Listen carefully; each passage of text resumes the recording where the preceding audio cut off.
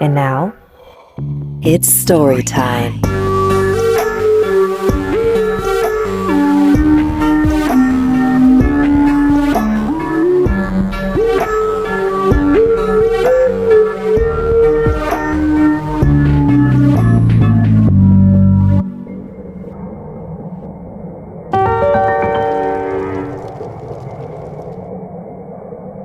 My name is Jason Miller.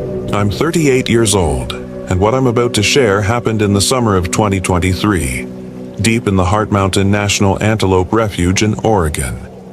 I had come here to escape, to find peace, maybe even rebuild myself after everything in my life had fallen apart. A failed marriage, a corporate job that ate my soul, and an endless cycle of meaningless days had left me desperate for change. The wilderness seemed like the perfect place to start over. I'd been living out of my RV for months, bouncing between remote campsites, testing my survival skills and getting used to the rhythms of being alone. I'd heard about Heart Mountain from a fellow traveler in a diner. He called it God's country, a place untouched by the modern world. That was all the encouragement I needed. When I rolled into the refuge, I was struck by its stark beauty. Wide-open sagebrush flats stretching endlessly beneath a sky so vast it made me feel like an ant. The air smelled crisp and dry, the kind of scent that makes you believe you're breathing in purity itself. I found a spot at the base of the mountain, parked my RV, and set up camp. It was remote, no cell service, no nearby campers, just me and Ranger, my German Shepherd. The first few days were everything I'd hoped for. I hunted rabbits, fished in a nearby creek, and repaired my solar panels. Ranger roamed the area, happy and alert, while I worked on small projects around the camp. Nights were quiet, save for the distant howl of coyotes. I thought I'd found the peace I was looking for. But on the third night, something changed. I was sitting by the fire staring into the flames when I heard it. Laughter. It was faint, carried on the wind, but unmistakable. My first thought was that someone else was camping nearby, though I hadn't seen a single soul since I arrived. Ranger growled, his ears perked, staring into the darkness beyond the firelight. "Hello?" I called out, my voice breaking the stillness. There was no reply, just the crackle of the fire and the distant rustle of sagebrush. I told myself it was nothing, a trick of the wind or my imagination. But the next morning, I found something strange. Near the edge of my campsite, someone had arranged a small pile of stones, perfectly balanced, in a shape I didn't recognize. Ranger sniffed at it, growling softly, and I felt a chill creep up my spine. I decided to brush it off. Maybe a hiker had passed through before me, or maybe it was some harmless prank. I wasn't going to let my mind play tricks on me. But the laughter came again that night, louder this time, and it was joined by footsteps, slow, deliberate crunches on the dry earth. I grabbed my flashlight and scanned the area, my heart pounding. Ranger barked, his fur bristling, but the light revealed nothing. The days that followed only got worse. My water filter cracked, spilling precious drinking water. My rifle jammed during target practice, something that had never happened before. And then there were the symbols. Odd shapes carved into the dirt near my RV, ones that hadn't been there the night before.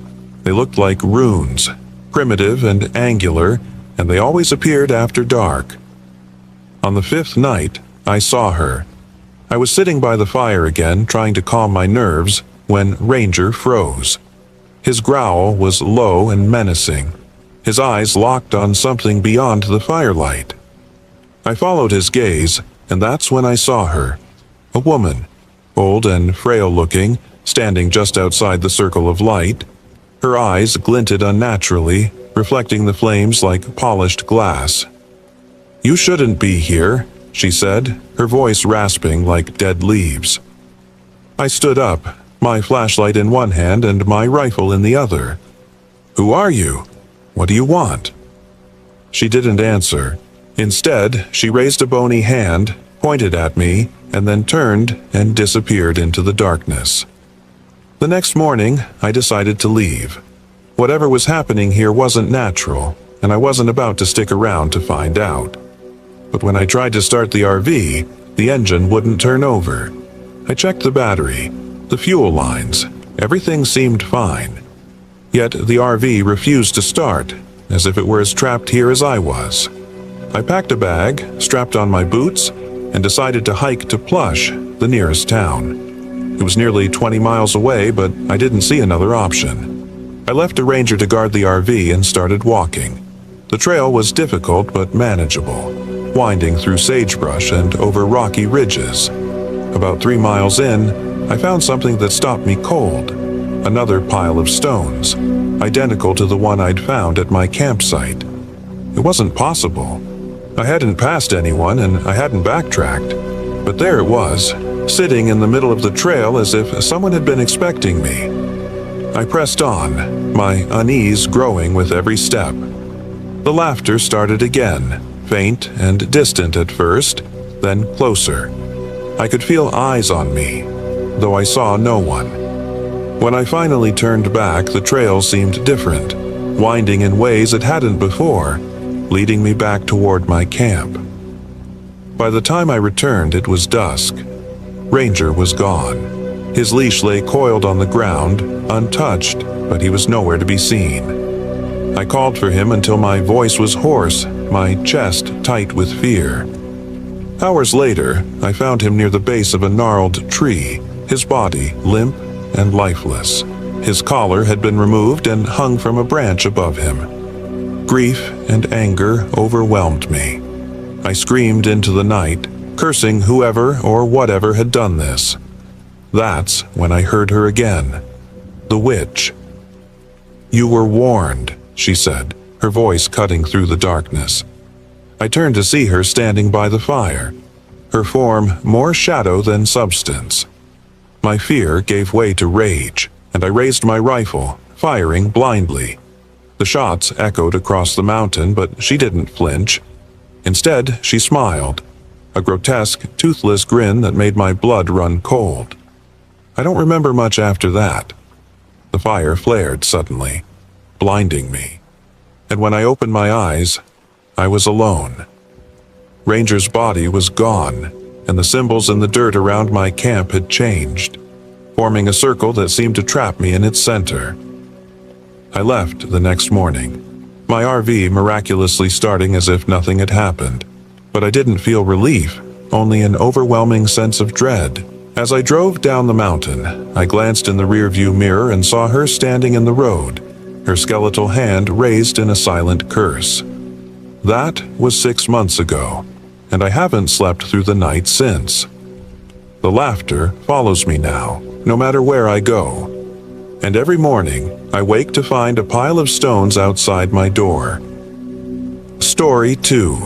My name is Ben Grayson, and I was 38 years old when I ventured into the Walloway Mountains alone. This happened in the winter of 2022, a time when I thought isolation could heal the fractures in my life. Fresh off a divorce and sick of the noise of Portland, I packed my camper van with enough gear and food to last weeks and headed deep into the Eagle Cap wilderness. I needed space to think, to write, and maybe to escape from myself. I parked the van near Aneroid Lake, far enough from any trailhead to avoid casual visitors. The mountains were beautiful but menacing, their jagged peaks coated in snow that seemed to glow under the pale winter sun. The first few days were blissful. I fished in the icy streams, wrote in my journal, and tried to teach myself the rhythm of living with no distractions. Nights were harder. The silence was absolute, broken only by the crackling of my campfire and the occasional rustle of wind through the pines. On the 4th night I heard the whisper. At first it was faint, just a thread of sound carried on the wind. I convinced myself it was nothing. The rustle of branches, maybe the echo of my own thoughts. But as the nights passed, it grew louder, clearer, and disturbingly human. A soft voice calling my name, Ben. By the 7th night I could barely sleep. Every time I closed my eyes, the whisper would come. The following morning, I discovered footprints in the snow around my van. They weren't mine, and they didn't belong to an animal. They were too large, too precise. They circled the van, then stopped abruptly as if their maker had vanished into thin air. I tried to dismiss it. I wasn't exactly a stranger to paranoia. The isolation was probably getting to me.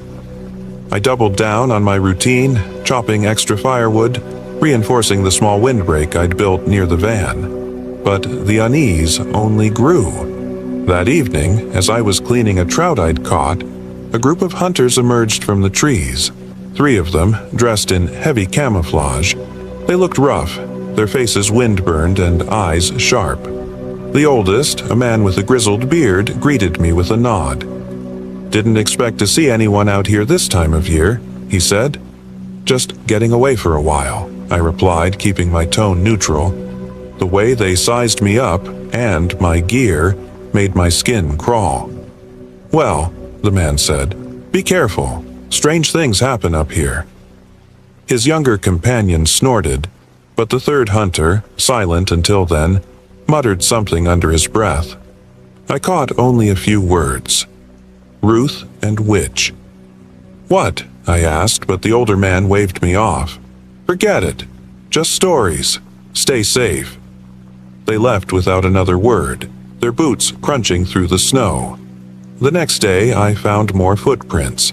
These weren't human. Deep claw marks etched into the snow, as if something heavy had dragged itself around my camp. The whispers returned that night, louder and more insistent. "Ben, come here." I bolted the van door, clutching my rifle as the wind howled outside. Something thudded against the side of the van. Once, then twice. I didn't sleep. By morning, I was a wreck. My nerves were frayed, my thoughts scattered. I decided to hike to higher ground, hoping the exertion would clear my head.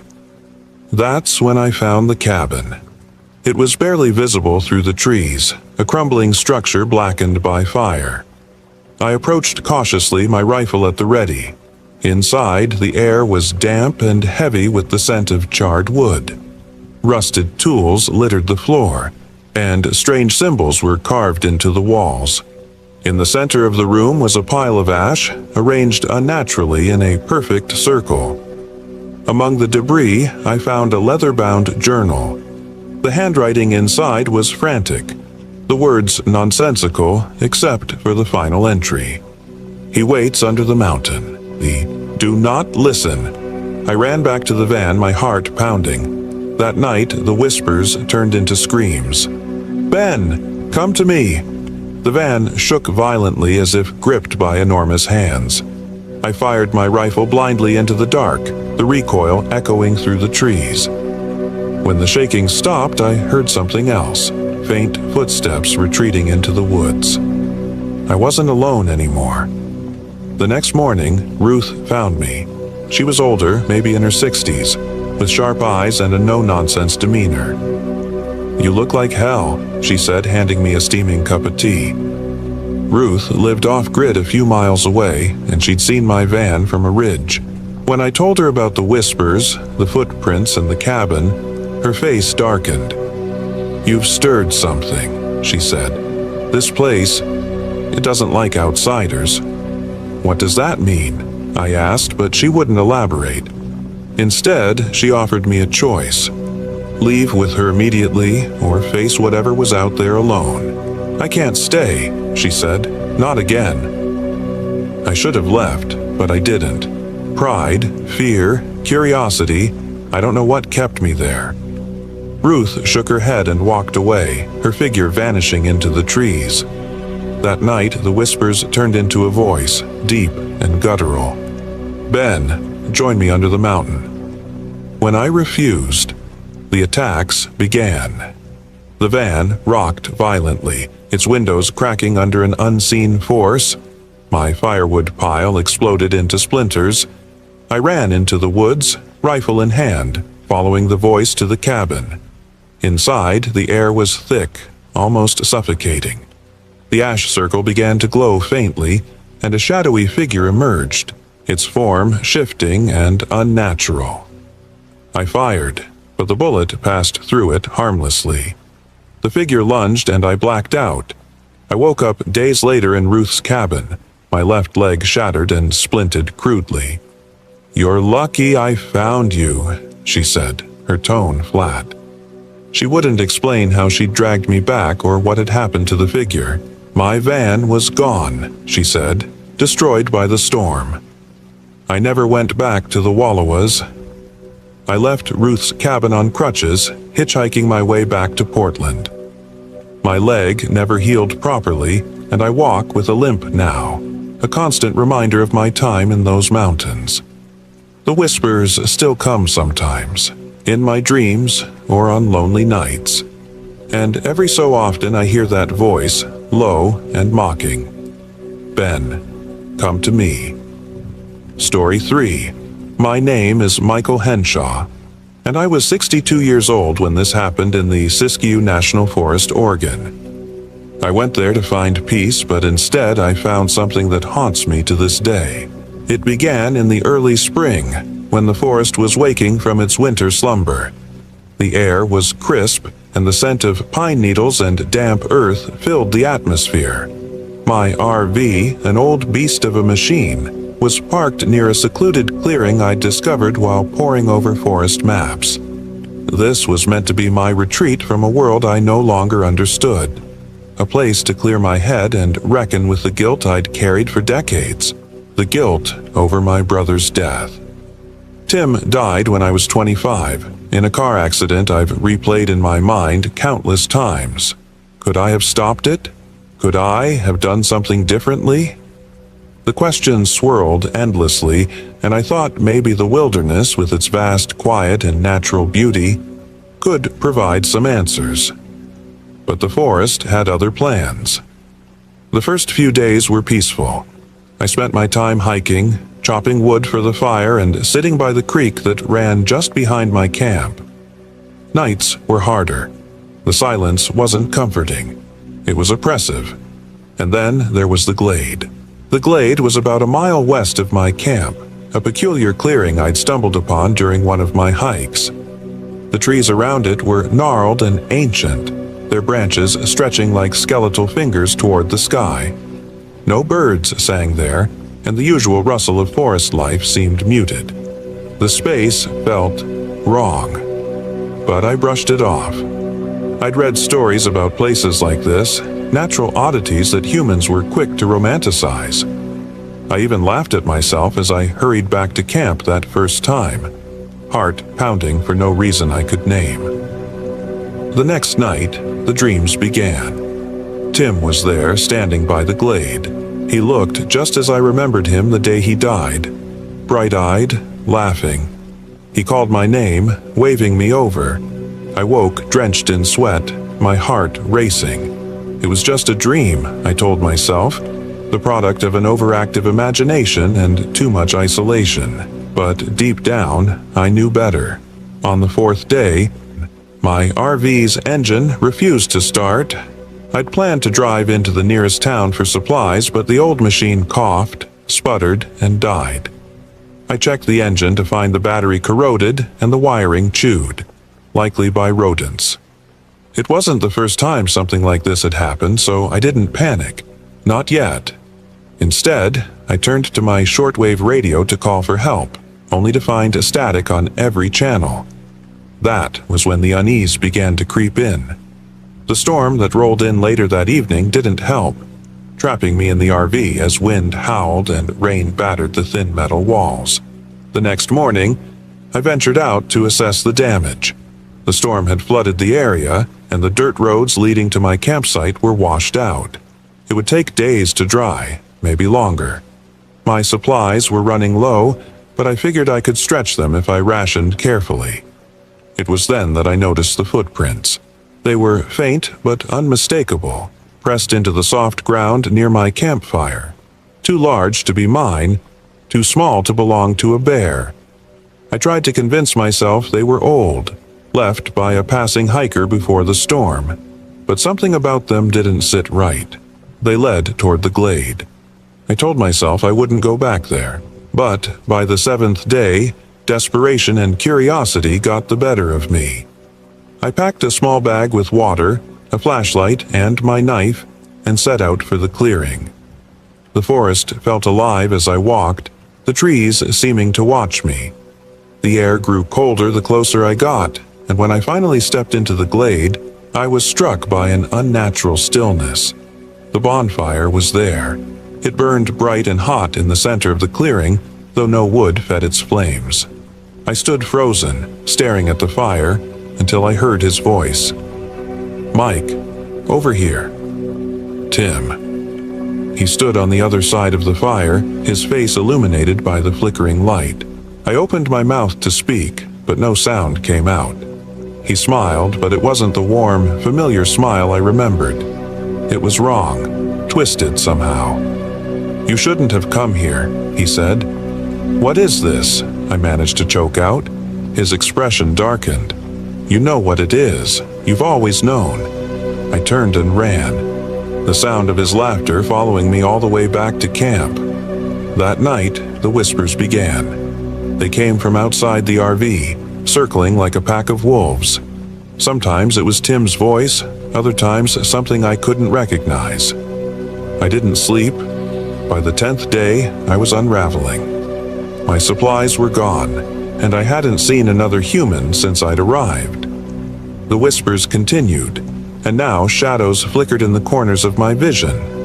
When Kara arrived, I thought she was another hallucination. "Mike!" she called out, her voice breaking through the static in my mind. "What the hell are you still doing here?" She was real. I ran to her, babbling about the glade, the fire, Tim. Her eyes narrowed as she listened, and when I finished, she grabbed my shoulders. "You need to leave. Now." "I can't. The roads are washed out, and the RV..." She cut me off. "There's a ranger station a few miles east. We'll go there on foot. Pack whatever you can carry." But it was already too late. That night, as we prepared to leave, the glade came to us. The bonfire appeared outside my RV, flickering unnaturally in the darkness. Shadows moved within it, twisting and writhing. Kara cursed under her breath, pulling her flashlight and a gun from her pack. "Stay behind me," she ordered. The shadows didn't stay outside. They seeped through the walls, filling the RV with an oppressive, suffocating presence. Kara fired her gun, the sound deafening in the enclosed space, but it did nothing. The shadows closed in, and I felt something cold and sharp slice across my leg. I screamed, collapsing to the floor. Kara grabbed me, dragging me out into the night.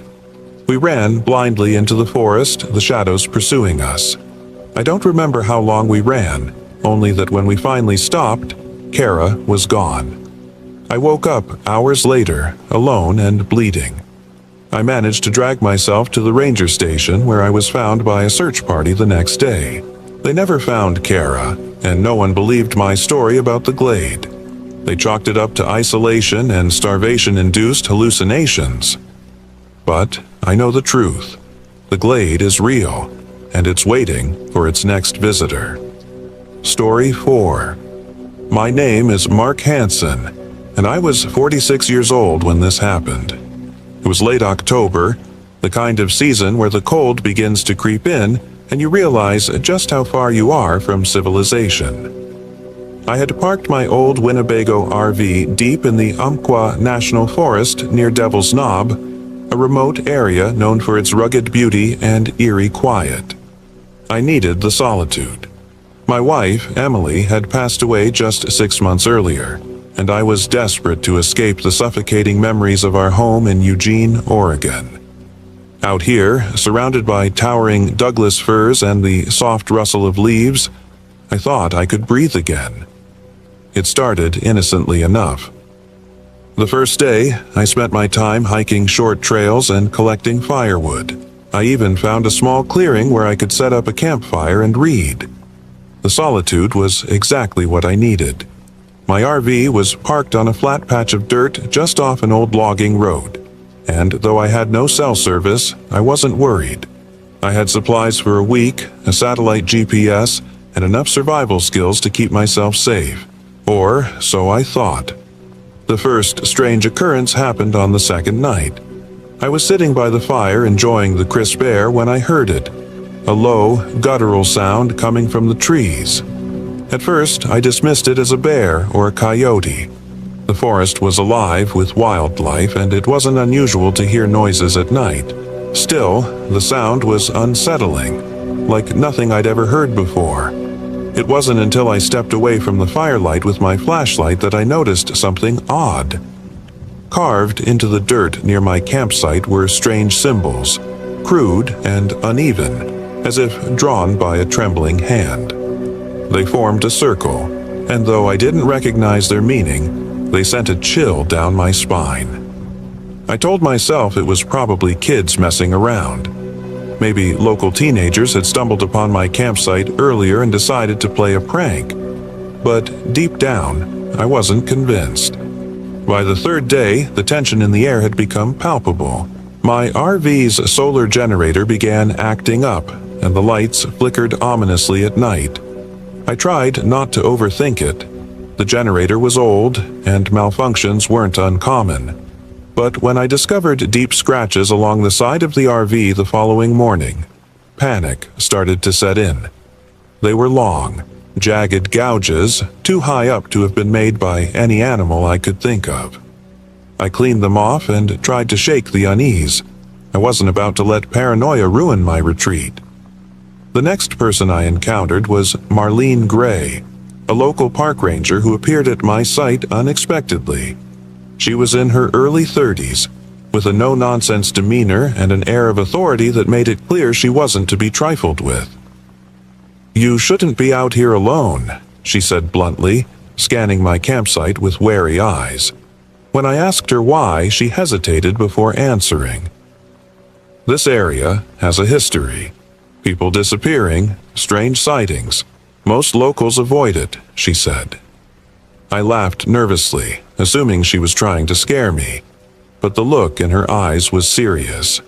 "If you see anything unusual, leave. Don't try to figure it out. Just go." That night, I couldn't sleep. Every creak of the RV and whisper of the wind felt magnified. Around 2 a.m., I heard footsteps outside, slow, deliberate, crunching through the fallen leaves. I grabbed the hunting knife I kept by the door and turned on my flashlight.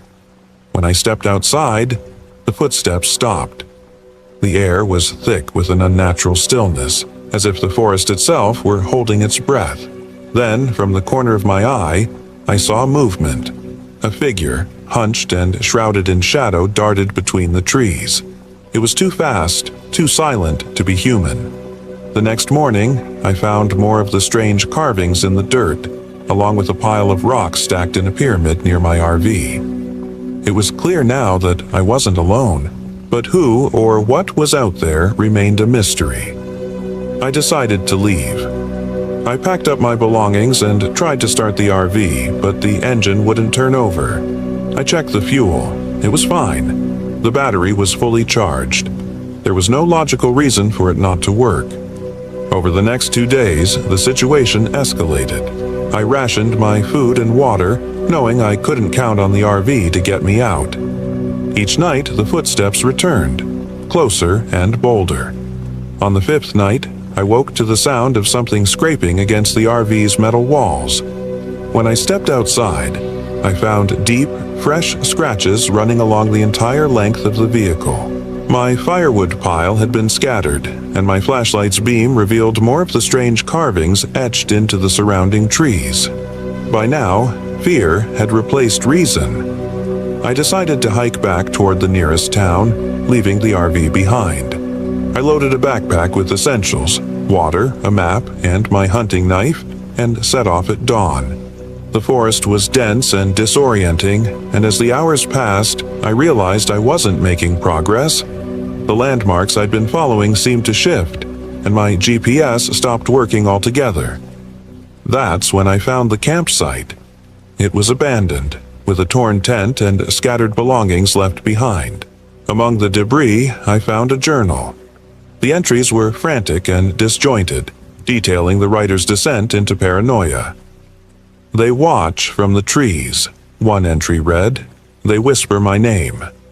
The final entry was a single word scrawled across the page: "Run."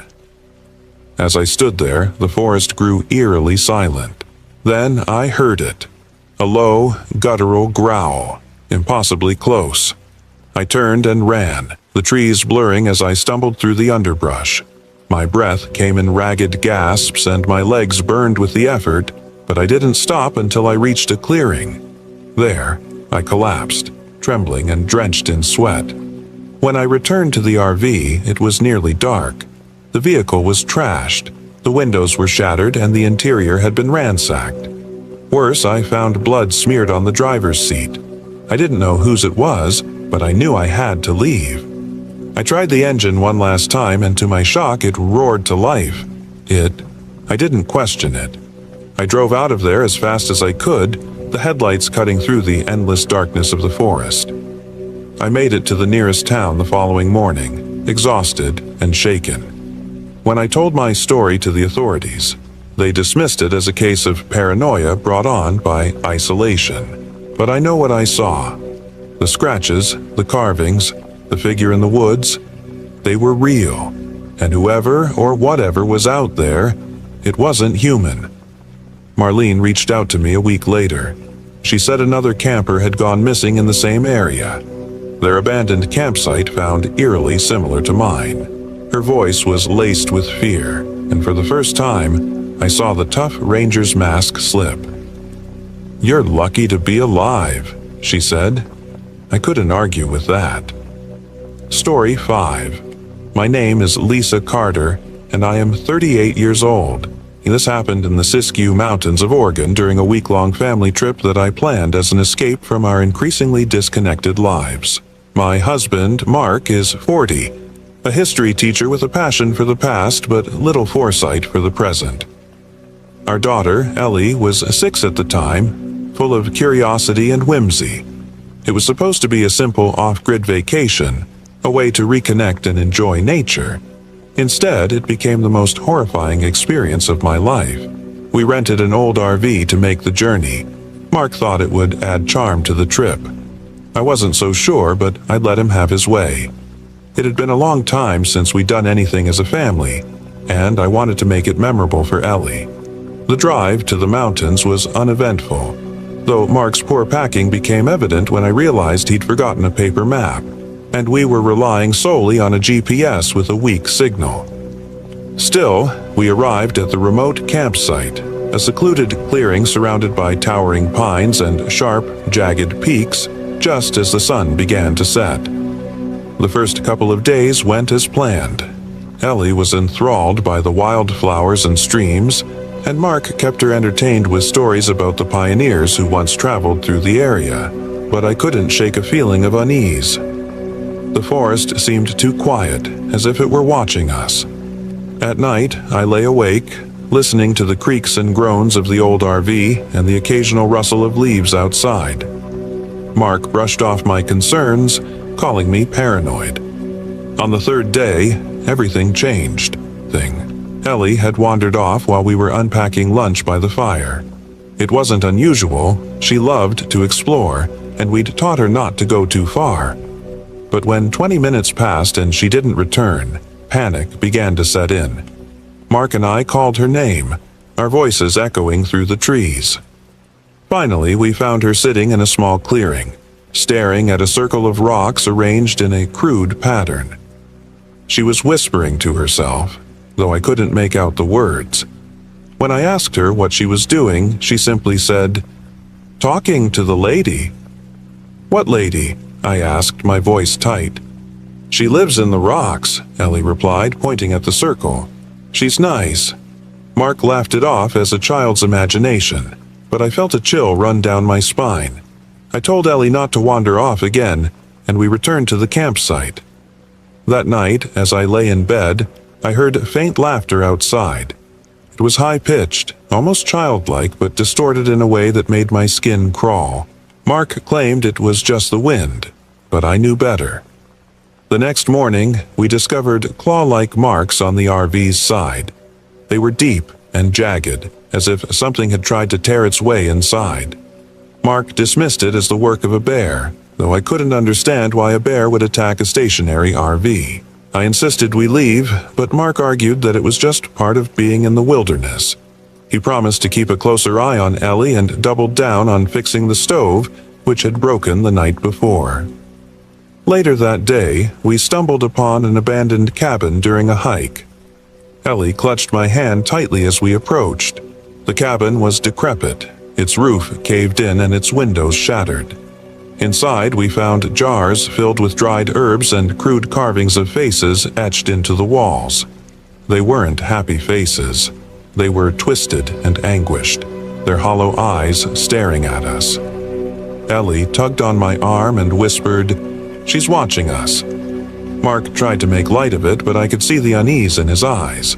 We left quickly, though Ellie kept looking over her shoulder as if expecting to see someone following us. That night, the whispers returned, louder and more insistent. I barely slept. On the fifth day, the RV wouldn't start. Mark spent hours under the hood, cursing and tinkering, but to no avail.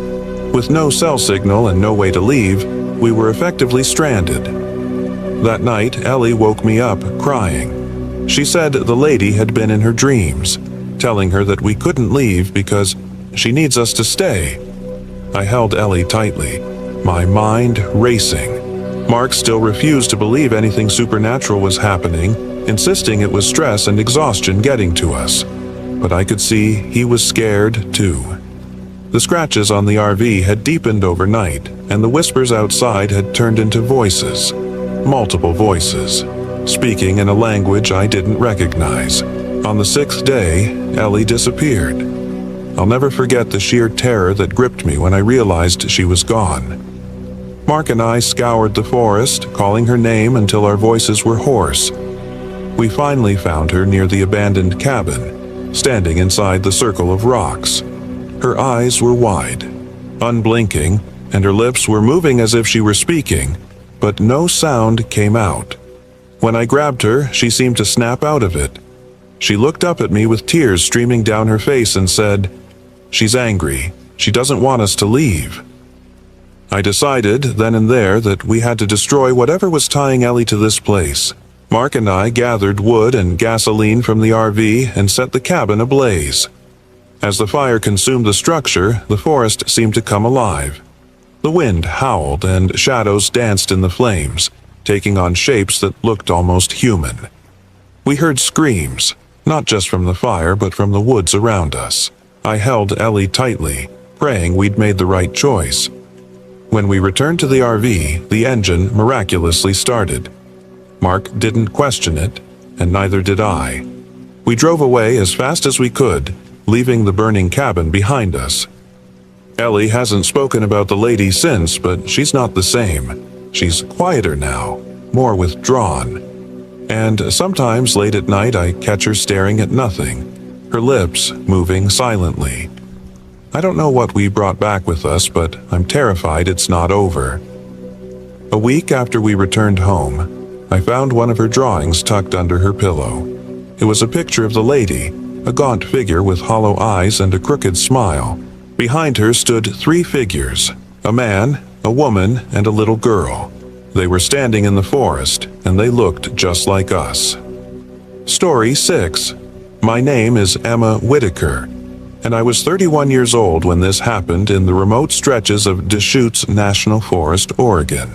My partner, Liam Gray, who was 34, and I had been planning this off-grid adventure for months. We'd been craving an escape from the chaos of city life, a chance to reconnect with nature and prove to ourselves that we could thrive in the wilderness with nothing but our RV, some survival gear, and each other. The forest was everything we'd imagined it would be. Towering pines stretched endlessly, their needles whispering secrets to the wind. The air was crisp, carrying the earthy scent of damp moss and wood smoke. It was beautiful, but also imposing, as if the land itself was watching us. We parked the RV in a secluded clearing a few miles off a Forest Service road, far from the nearest campsite. Liam called it our pocket of paradise. The first few days were magical. We fished in a nearby stream, built a fire pit, and spent hours talking under the stars. Liam's adventurous spirit was infectious, and I felt myself relaxing for the first time in years. But by the third day, the cracks began to show. Our solar panel, which was supposed to power the RV's essentials, wasn't functioning properly. Liam spent hours tinkering with it while I rationed our power use, frustrated at his lack of technical skill. "It's not a big deal," he'd say, brushing off my concerns. But without power, we couldn't use the fridge to store our food, and the water pump barely worked. The nights were colder than expected, and we burned through our firewood faster than we'd planned. On the fourth evening, just as the sun dipped below the horizon, we heard it for the first time. Laughter. It echoed faintly through the trees, the sound carrying on the wind like an eerie melody. I froze mid-step, holding a bundle of kindling. "Did you hear that?" I asked Liam. He paused, then shook his head. "Probably just the wind or another camper," he said casually, though I noticed his shoulders tense as he spoke. We both knew there shouldn't have been anyone else nearby. The clearing we'd chosen was far off the beaten path, and we hadn't seen another soul since we arrived. Still, I convinced myself it was nothing. The forest had its own way of playing tricks on the mind. The next day, Liam found the knife. He'd gone out early to collect more firewood while I boiled water for breakfast. When he returned, he was holding an old rusted blade in one hand and a piece of paper in the other. The note, tied to the knife's hilt with twine, had just 2 words scrawled on it. "Leave now." "What the hell is this?" I asked, my voice trembling. Liam shrugged, trying to downplay the discovery. "Probably some stupid joke. Maybe a hunter left it."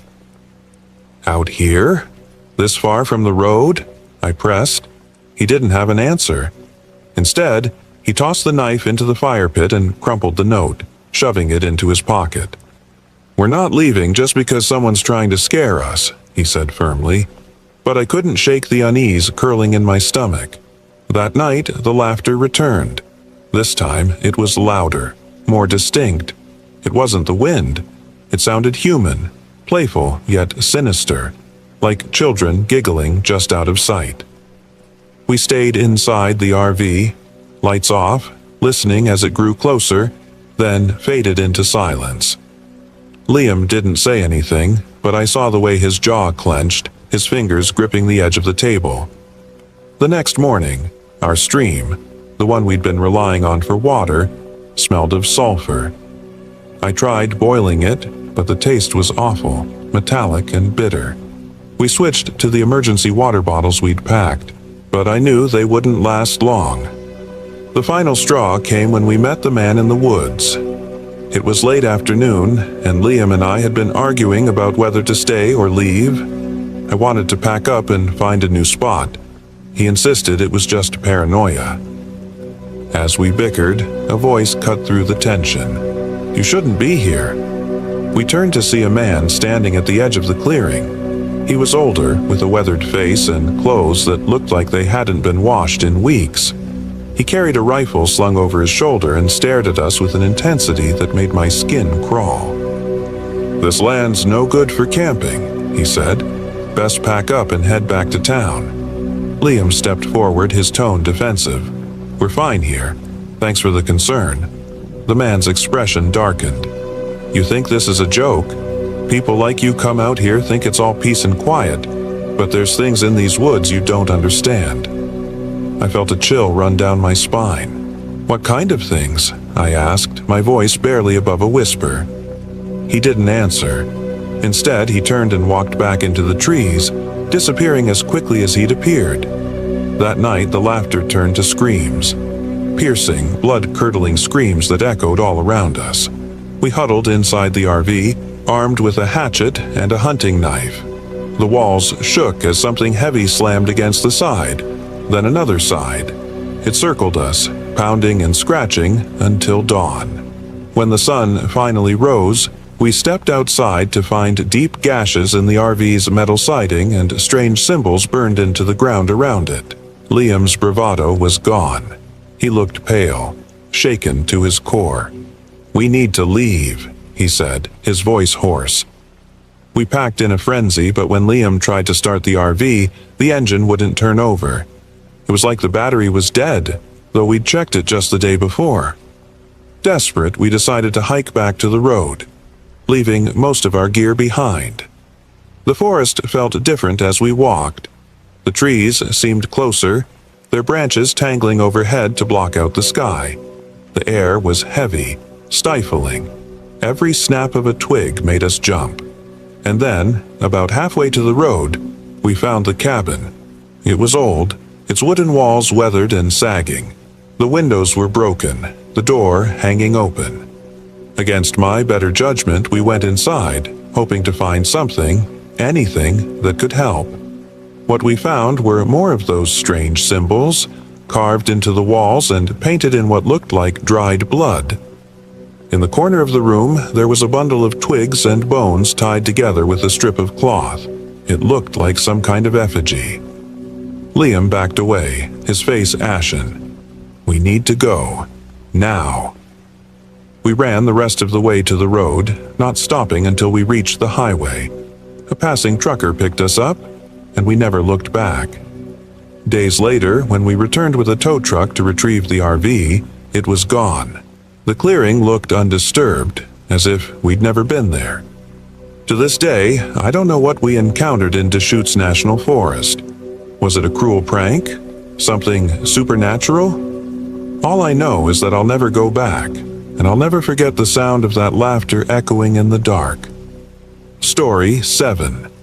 My name is Jackson Tate, and I was 51 years old when it happened. It was the fall of 2023, late October, when the air around Crater Lake turned so crisp it felt like the trees themselves were exhaling. I'd taken my old RV, a beat-up 1987 Fleetwood Bounder, out to the park, not for fun, not for adventure, but to escape. Life had ground me down in every conceivable way. My wife, Sarah, had died from cancer 6 months earlier, and every room in our house whispered her absence. I needed silence, or at least a different kind of silence, the kind only the wilderness could provide. I chose Crater Lake because it was remote enough that I could sit alone with my thoughts and try to process what my life had become. I parked the RV in one of the less trafficked campgrounds near Rim Drive, away from the main entrance. It was midweek, so the campground was nearly deserted, just the way I wanted it. The first few days were uneventful. I spent most of my time fixing little things in the RV and walking the trails. Crater Lake was mesmerizing, the kind of place that feels both ancient and alive. The water was so blue it seemed unnatural, like it was hiding secrets beneath the surface. Even in my grief, I felt a strange sense of peace, at least until the third night. That night, the temperature dropped below freezing, and my RV heater failed. I wasn't surprised. The thing had been on its last legs for years. I bundled up in my sleeping bag and tried to make do, but the cold seeped into my bones. Around midnight, I woke up to a sound. 3 sharp knocks on the door. Yet I froze. No one else was supposed to be out here. The nearest campers were at least a quarter mile away. I grabbed the flashlight I kept next to my bed and called out, "Who is it?" No response, just the wind whistling through the pines. When I mustered the courage to open the door, there was no one there. But the frost on the window, frost that hadn't been there earlier, was marked with strange angular patterns. They looked almost like runes. I wiped them away and convinced myself it was just my imagination. But the unease lingered. The next day, I hiked to the visitor center to report the incident. Ranger Naomi Ortiz, a woman in her mid-30s with sharp eyes and a skeptical demeanor, listened politely as I explained what had happened. "It's probably just some kids messing around," she said. though her tone didn't quite match her words. But I'll keep an eye out. I spent the rest of the day gathering firewood and trying to repair the heater. As I worked, I noticed the forest around me seemed different. The birds were quieter. The wind felt heavier, like it carried more than just the scent of pine. I shrugged it off as paranoia. But then I found the bones. About 50 yards from my RV, just off the trail, there was a clearing. In the center of that clearing, a dozen or so animal bones were arranged in a spiral pattern. They weren't old, either. Some still had bits of sinew clinging to them. I felt a chill that had nothing to do with the weather. That evening, as I was chopping firewood, a man appeared at the edge of my campsite. He was wiry and disheveled, with wild eyes and a tangled beard. He wore a filthy parka that looked like it had seen decades of use. "You shouldn't be here," he said, his voice low and rough. "Excuse me?" I replied, gripping the axe tighter.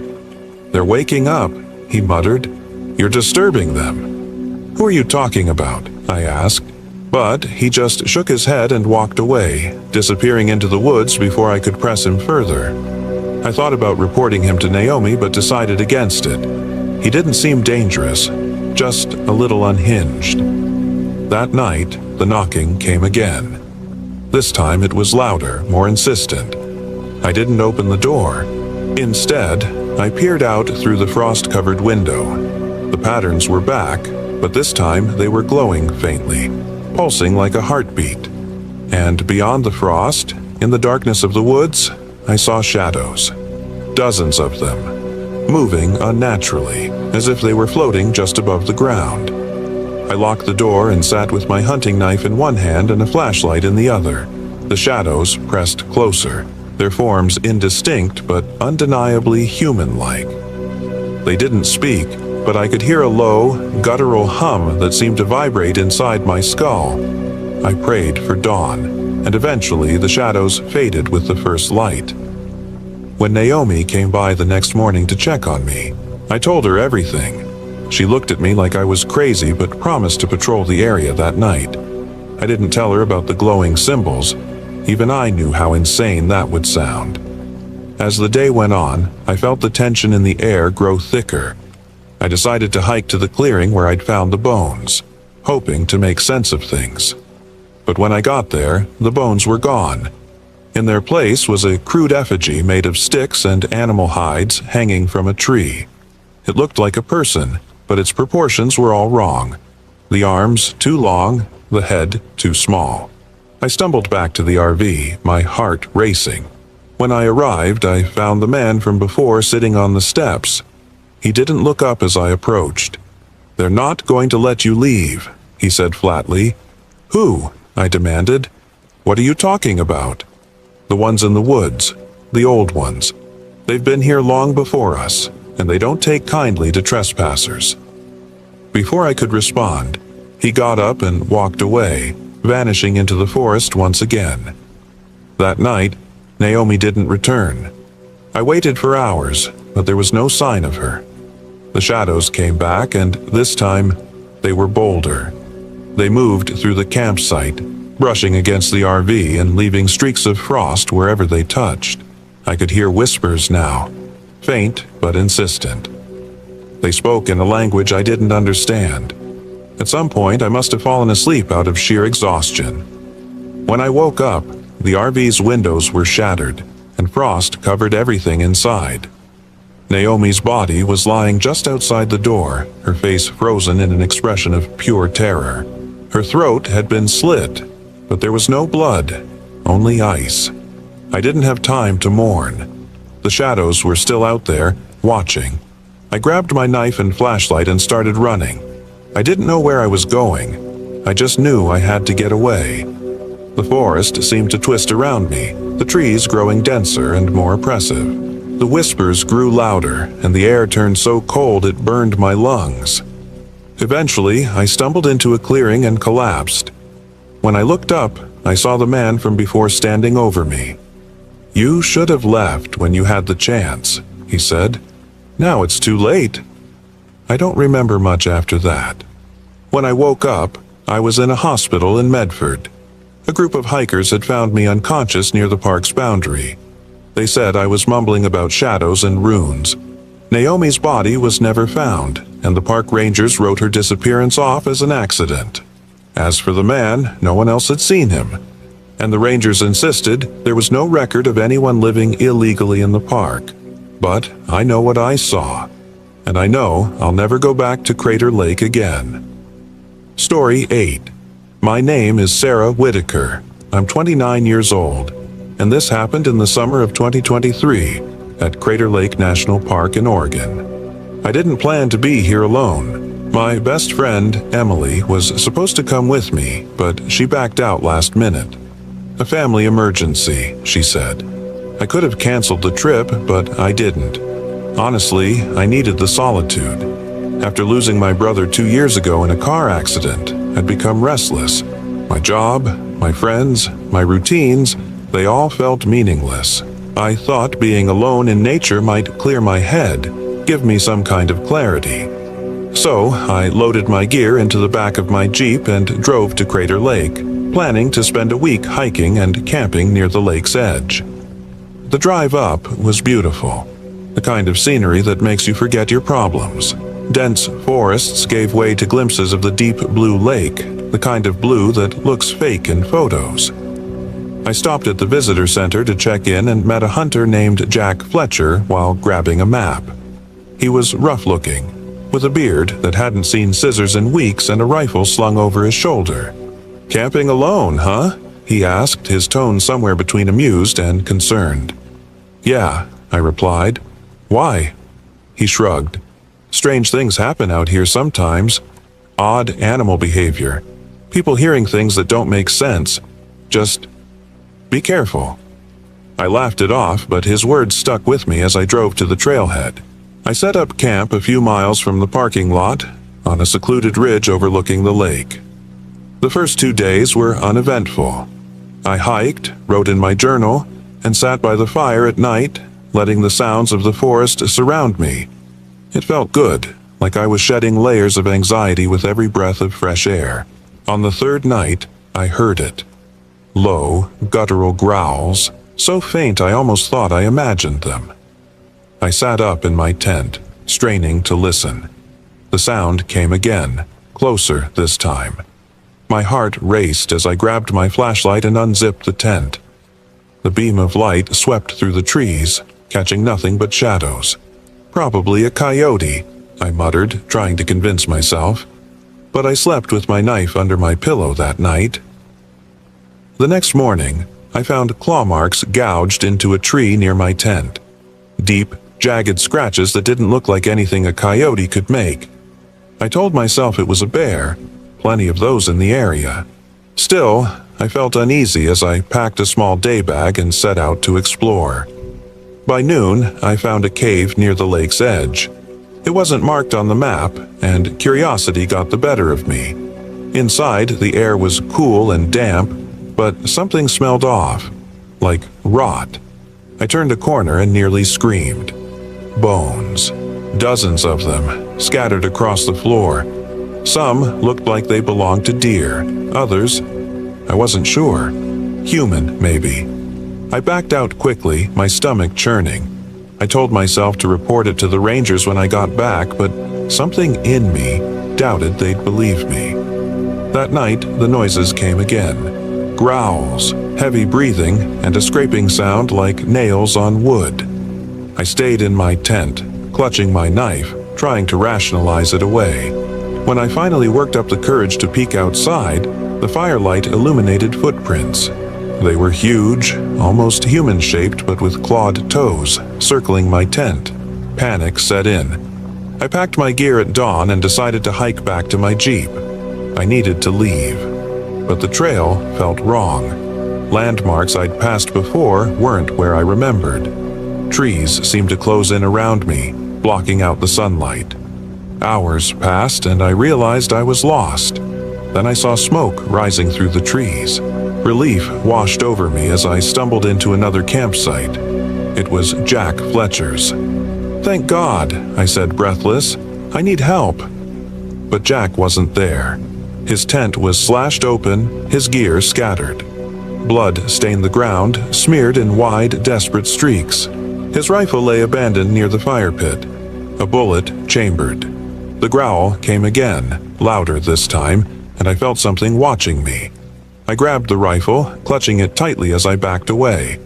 The trees seemed alive with movement, shadows darting just beyond my vision. And then I saw it. It stepped into the clearing, massive and hunched, with glowing amber eyes that burned like fire. Its body was covered in matted fur, and its face was a grotesque mix of wolf and man. It snarled, baring teeth that gleamed in the fading light. I fired the rifle without thinking, the sound deafening in the quiet forest. The bullet hit its shoulder, and it howled, a sound so unearthly it made my blood freeze.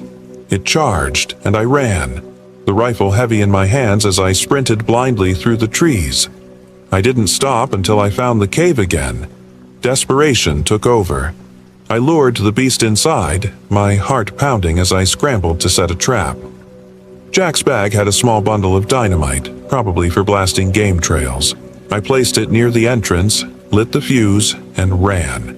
The explosion rocked the ground, sending a plume of dirt and debris into the air. When the dust settled, the cave entrance was collapsed, sealed beneath tons of rock. I collapsed nearby, my body shaking, tears streaming down my face. The forest was silent again, but I couldn't stop listening, waiting for the sound of growls or footsteps. When I finally made it to the ranger station the next day, I told them everything. They didn't believe me, of course. They said Jack was probably attacked by a bear and that I must have been hallucinating from dehydration or stress. But I know what I saw. Now, back in my apartment, I can't sleep. Every night I hear it, the growl, faint and distant like it's still hunting me. And every morning, I find claw marks on my windowsill, deep and jagged, as if it's waiting for me to come back. Story 9. My name is Clara Jensen, and I was 29 years old when I set out to Crater Lake National Park in December of 2021. I thought I knew what I was doing. As a freelance photographer, I'd spent years hiking and camping in remote places, capturing the raw beauty of the wilderness. This trip was supposed to be like any other, a chance to find inspiration and maybe escape the burnout that had been creeping into my work. Instead, it turned into something I can barely bring myself to talk about. I arrived at Crater Lake just as a snowstorm was rolling in. It was the off-season, so the park was nearly empty. That's what I wanted. I parked my car at the last accessible lot, loaded my gear into a sled, and trekked out toward the backcountry trails. The silence was immediate and consuming, broken only by the crunch of my boots in the snow and the occasional groan of wind through the trees. The first few days were uneventful, if not frustrating. The storm made everything harder, setting up camp, cooking, even finding decent angles for photos. But the lake was as stunning as I'd imagined. Its surface a perfect icy mirror reflecting the jagged cliffs and pale sky. I spent hours framing shots, waiting for the light to shift just right. At night, I huddled in my tent, the temperature dropping so low that my breath froze on the fabric. It wasn't until the third night that things started to feel wrong. I was camped near the rim of the lake, trying to capture long exposure shots of the stars. The wind had died down, and the silence felt oppressive, like a weight pressing on my ears. That's when I saw them. Faint, flickering lights moving across the far shore. At first, I thought they were other campers, maybe rangers. But the movements were too erratic, zigzagging and vanishing only to reappear in another spot. I tried to photograph them, but every shot came out blurry, the lights smearing into streaks. That night, I couldn't sleep. The wind had picked up again, howling through the trees, but underneath it, I thought I could hear footsteps. They circled my tent, crunching softly in the snow. I held my breath, clutching my flashlight and knife, but when I finally worked up the courage to look outside, there was nothing. No tracks, no movement, just the endless expanse of white. By morning, I was telling myself I'd imagined it. Isolation does weird things to the mind. Still, I couldn't shake the unease. While packing up, I noticed something. A single set of footprints leading away from my tent. They weren't mine, and they didn't look like an animal's. The strides were too long, the shape too human.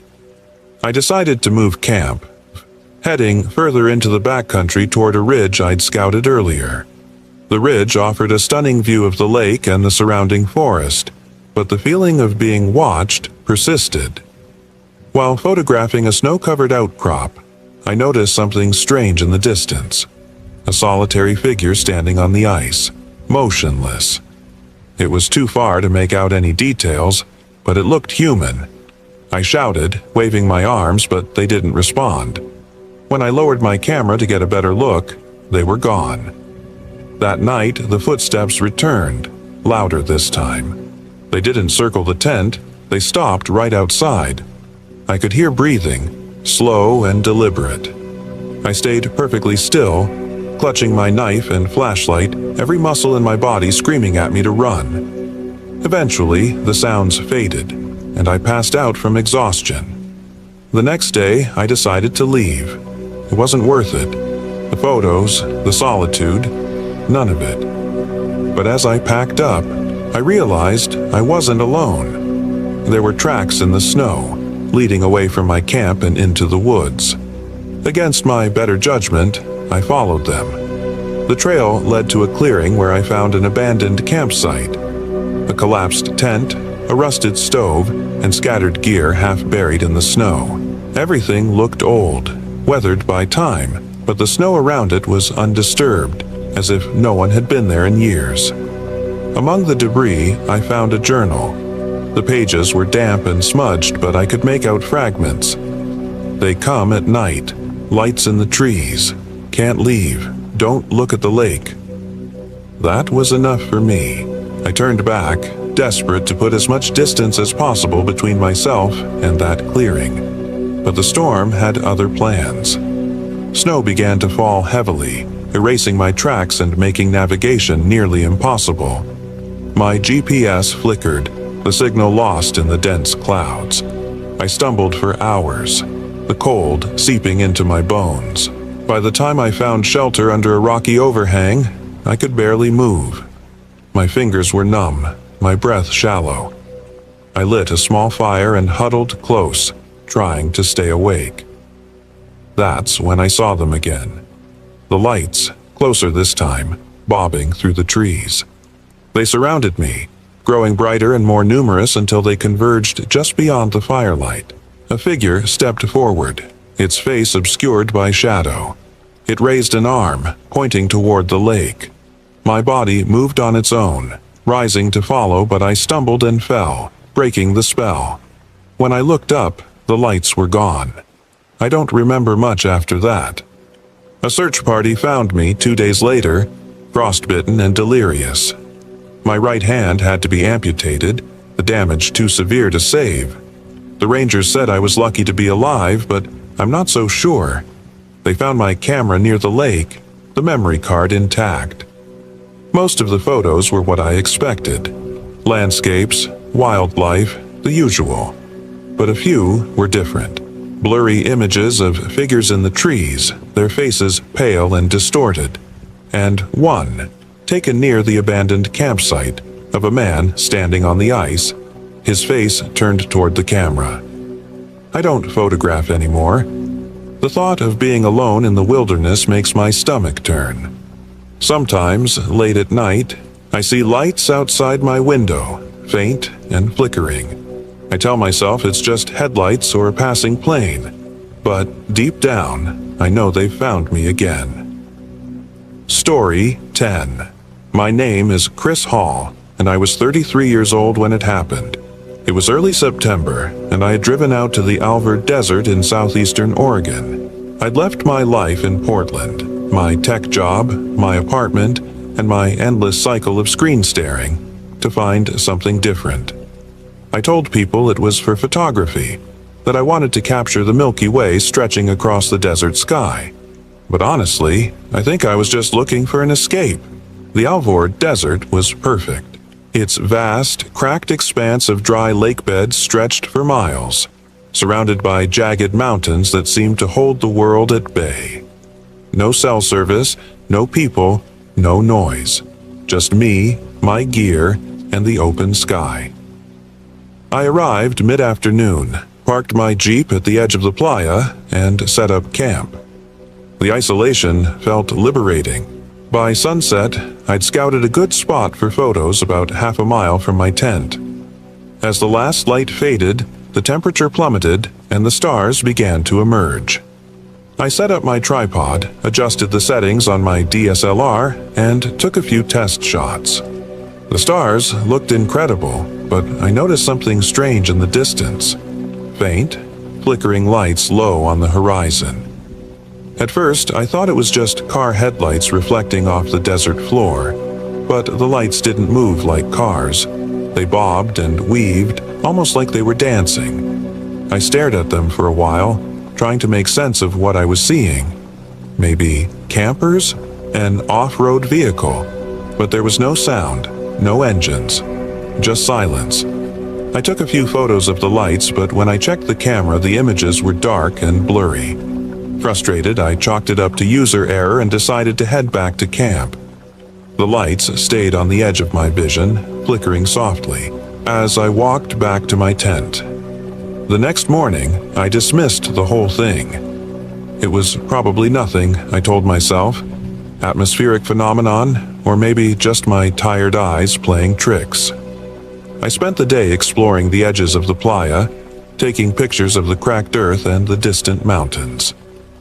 By late afternoon, I was back at camp, going over my shots and planning for another night of astrophotography. That evening, as the sun dipped below the horizon, I noticed someone approaching. A woman, mid to late 20s with a lean frame and sunburnt skin. She wore a tattered flannel shirt and jeans, and her long hair was tied back in a loose braid. She carried a canvas backpack slung over one shoulder. "You shouldn't be out here alone," she said, her voice calm but serious. "This place isn't safe." I raised an eyebrow. "I'm fine, just here for some photos." She shook her head. "The lights, don't follow them." Her words caught me off guard. "What lights?" She gestured toward the horizon. "You've seen them, haven't you? They always show up at night. People think they're harmless, but they're not." I laughed nervously, trying to deflect my unease. "So what are they? UFOs? Ghosts?" She didn't smile. "I don't know, but people disappear out here.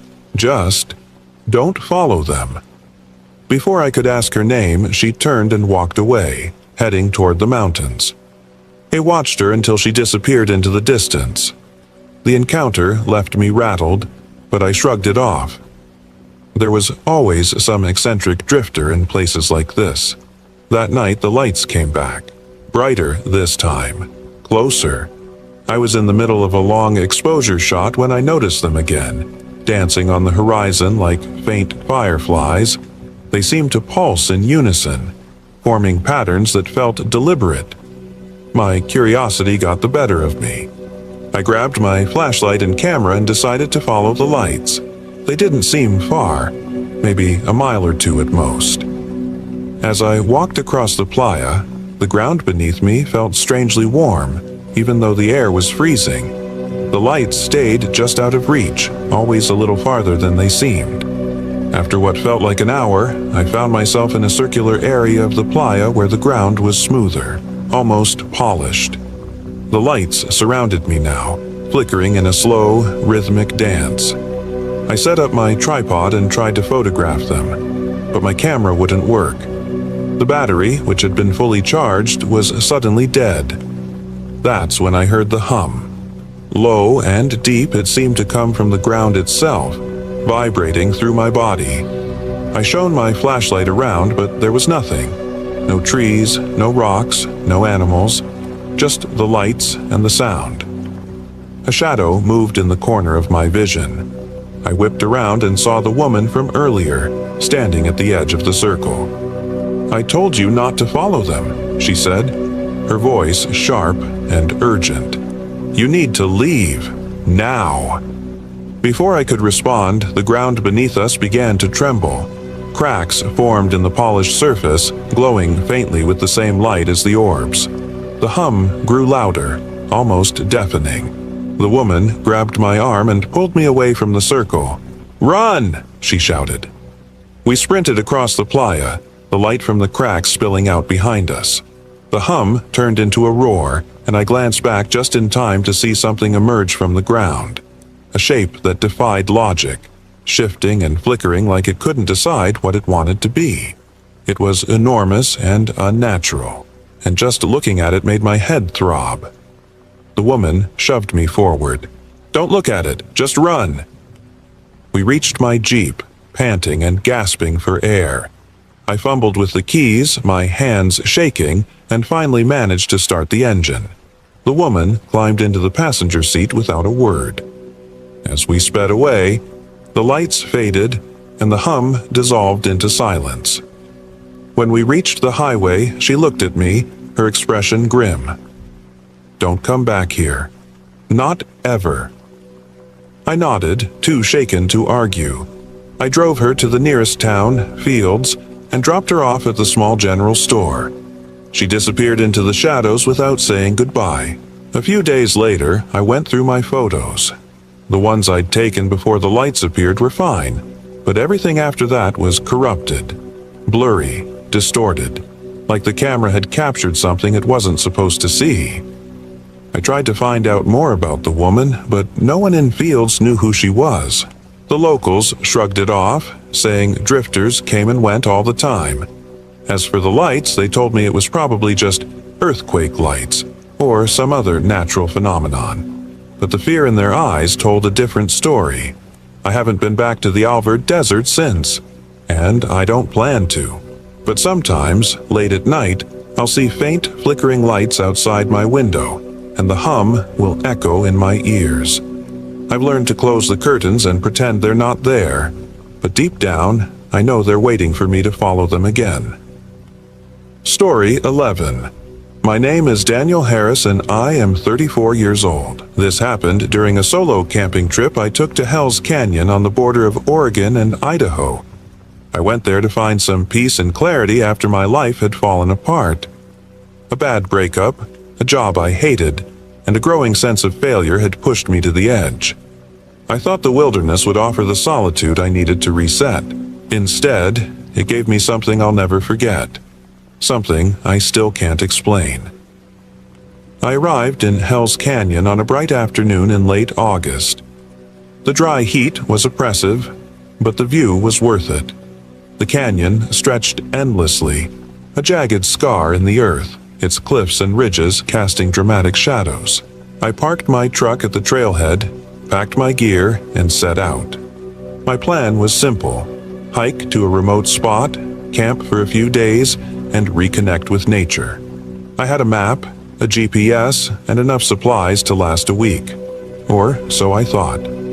The first day was uneventful. I found a secluded spot near a creek and set up my tent. The sound of running water was soothing, and the isolation felt liberating. That night, I cooked a simple meal on my portable stove and watched the stars. They were brighter than I'd ever seen, unspoiled by city lights. For the first time in months, I felt a sliver of peace. The second day began with a problem. My water purifier stopped working. It wasn't a big deal at first. I could boil water over a fire. But then I discovered that my fuel canister was leaking. I hadn't noticed it before, and now I was down to scavenging wood to keep a fire going. It was an inconvenience, but I told myself it was part of the adventure. I'd come here to escape modern comforts after all. As I explored the area, I noticed something strange. There were symbols carved into the trees. Crude, almost childlike figures of people and snakes. I assumed they were left by other campers or maybe even old settlers, though they gave me an uneasy feeling. I took pictures of them with my phone, thinking I'd look them up later. That night, I heard footsteps outside my tent. Slow, deliberate steps. I froze, clutching the knife I kept by my sleeping bag. The steps stopped, and I heard nothing else. In the morning, I found large footprints in the dirt around my campsite. They were too big to be human, but didn't match any animal tracks I'd ever seen. I tried to convince myself it was just a bear, but deep down, I didn't believe it. On the third day, things got worse. I decided to explore a bit farther from my campsite, hoping to find another water source. Instead, I stumbled upon an old campsite that looked abandoned in a hurry. The tent was shredded, supplies were scattered everywhere, and there were dark stains on the ground. Blood. A notebook lay half buried in the dirt. I picked it up and flipped through its pages. Most of it was illegible, smeared with dirt and water damage, but one phrase stood out. "They're watching." I felt a chill run down my spine. I wanted to leave right then, but my pride got the better of me. I'd planned this trip for weeks, and I wasn't going to let paranoia ruin it. I told myself the abandoned campsite was probably just the scene of a bear attack or some other accident.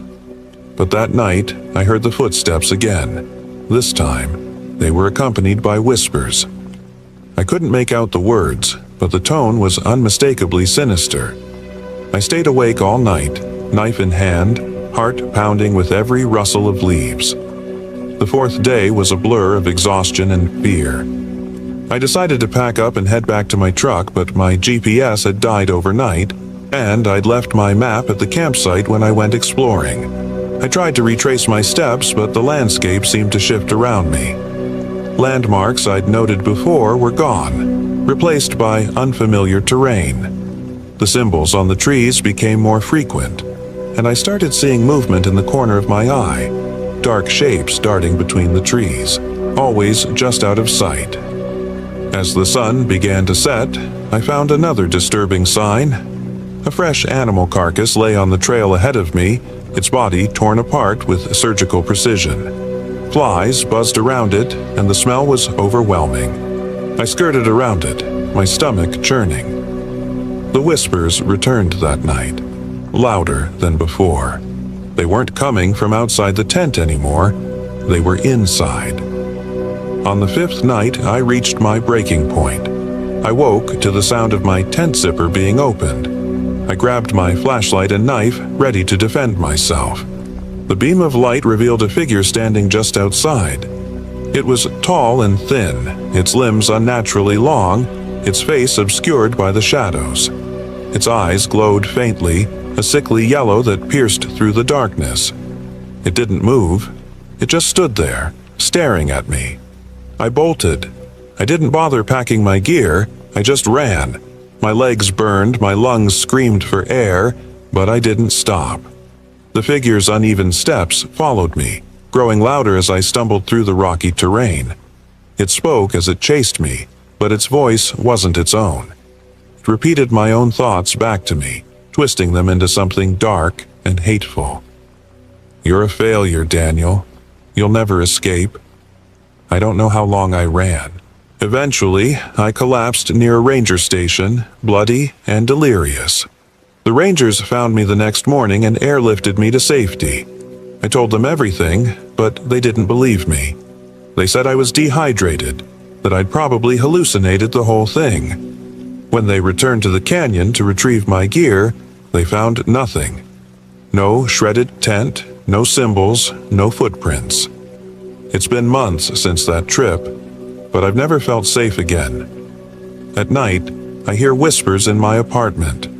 I found strange symbols etched into my windows, scratches in the walls that weren't there before.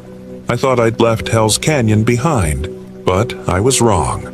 Whatever was there, it followed me home. Story 12. My name is Jake Harrington, and I was 37 years old when I decided to take a solo camping trip deep into the Rogue River Wilderness in Oregon. At the time, my life felt like it had completely unraveled. My wife had left me 6 months earlier, and not long after, I'd lost my job as a journalist at the local paper. I needed to get away, to strip everything back and find some clarity, Or at least that's what I told myself when I packed up my old Jeep with a tent, some gear, and a notebook. I didn't realize how dangerous isolation could be until it was too late. The drive into the wilderness was uneventful. The winding roads cut through dense forests, the sunlight filtering through the canopy in golden streaks. I felt a mixture of nervousness and excitement, though the nervousness grew as I left the last signs of civilization behind. By the time I parked the Jeep at a trailhead, I was completely alone. There were no other cars, no other people, just me and the trees. I hiked a few miles along the trail before veering off to find a secluded spot by the river. It was perfect, a small clearing surrounded by towering pines, with the Rogue River's steady rush as a constant soundtrack. I pitched my tent, set up a small fire pit, and laid out my gear. For the first time in months, I felt a glimmer of peace. The wilderness had a way of making my problems feel insignificant. That first night, I sat by the fire, scribbling in my notebook. I wrote about the forest, the river, the weight of solitude. The air grew colder as the fire burned low, and eventually I crawled into my sleeping bag. I fell asleep to the sound of the river, feeling oddly comforted. The next day, my inexperience with camping became apparent. I struggled to get a fire going in the damp morning air, and my attempt at catching fish was laughable. By midday, I was frustrated and hungry, and I'd already started to feel the sting of being alone with nothing but my thoughts. I distracted myself by exploring the area, following the river upstream until I stumbled upon something that made my stomach drop. It was an abandoned campsite. The tent was collapsed, its fabric torn and weathered. A few scattered items lay around: a rusted cooking pot, a pair of boots, and an old notebook, waterlogged and falling apart. The campsite had clearly been there for a while, but something about it unsettled me. There were no signs of its owner, no indication of what had happened. I picked up the notebook, flipping through its damp pages. Most of the writing was illegible, but a few phrases stood out. Voices in the trees, watching me, and can't trust him. I took the notebook back to my camp, unsure why. Maybe it was the journalist in me, always curious, always digging. I spent the rest of the afternoon trying to decipher the entries, but the more I read, the more unsettled I became. The writer had been paranoid, convinced they were being watched. The last entry was barely legible. "He's here. I have to leave." That night, I heard the whispers. They were faint at first, blending with the rustling of leaves and the gurgle of the river. But as the hours dragged on, they grew louder, distinct. It sounded like a conversation, though I couldn't make out the words. I told myself it was just the wind, that my mind was playing tricks on me. Still, I couldn't shake the feeling that I wasn't alone. The following day, I was on edge. I kept looking over my shoulder, my ears straining for any sound that didn't belong. I decided to hike further into the wilderness, hoping the physical exertion would distract me. That's when I met him. He appeared out of nowhere, stepping onto the trail ahead of me. He was older, maybe in his 50s, with a scruffy beard and clothes that looked like they hadn't been washed in weeks. A rifle was slung over his shoulder, and his eyes were sharp, assessing me with a mix of curiosity and suspicion. "Didn't think anyone else would be out here," he said, his voice gruff. "Yeah, same here," I replied, trying to keep my tone neutral. "Just needed to get away for a while." He nodded slowly. "You camping alone?" Something about the question made my skin crawl. I hesitated before answering. "Yeah." He stared at me for a long moment, then said, "Be careful. These woods have a way of messing with your head. People get lost out here." Before I could respond, he turned and walked away, disappearing into the trees. I stood there, my heart pounding. His warning echoed in my mind, and I couldn't shake the feeling that he'd been watching me long before he'd approached. That night, the whispers returned, louder than before. They seemed to come from all around me, a chorus of disembodied voices. I sat by the fire, clutching the notebook from the abandoned campsite. The writer's paranoia felt all too familiar now. I kept glancing at the darkness beyond the firelight, half expecting to see the man from the trail watching me. At some point, I must have fallen asleep by the fire because I woke up to the sound of footsteps. They were slow and deliberate, circling my camp. I grabbed the hatchet I'd brought and called out, "Who's there?" The footsteps stopped, but no one answered. My heart was racing as I scanned the shadows, but I couldn't see anything. Eventually, the footsteps resumed, retreating into the woods. I didn't sleep the rest of the night. The next morning, I decided to leave.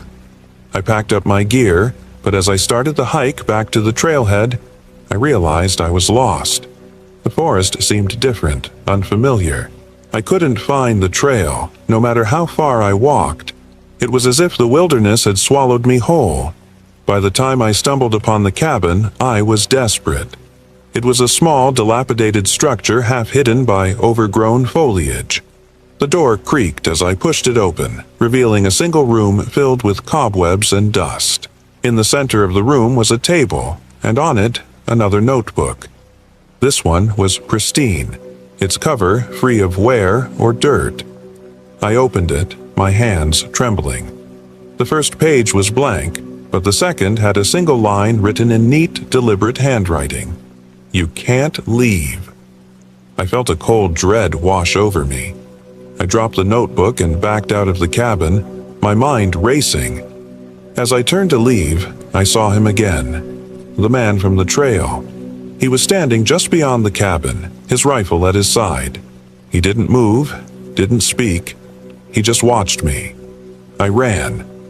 I don't know how long I ran, but when I finally stopped, I was gasping for air and my legs felt like jelly. The forest was silent now, eerily so. No whispers, no footsteps.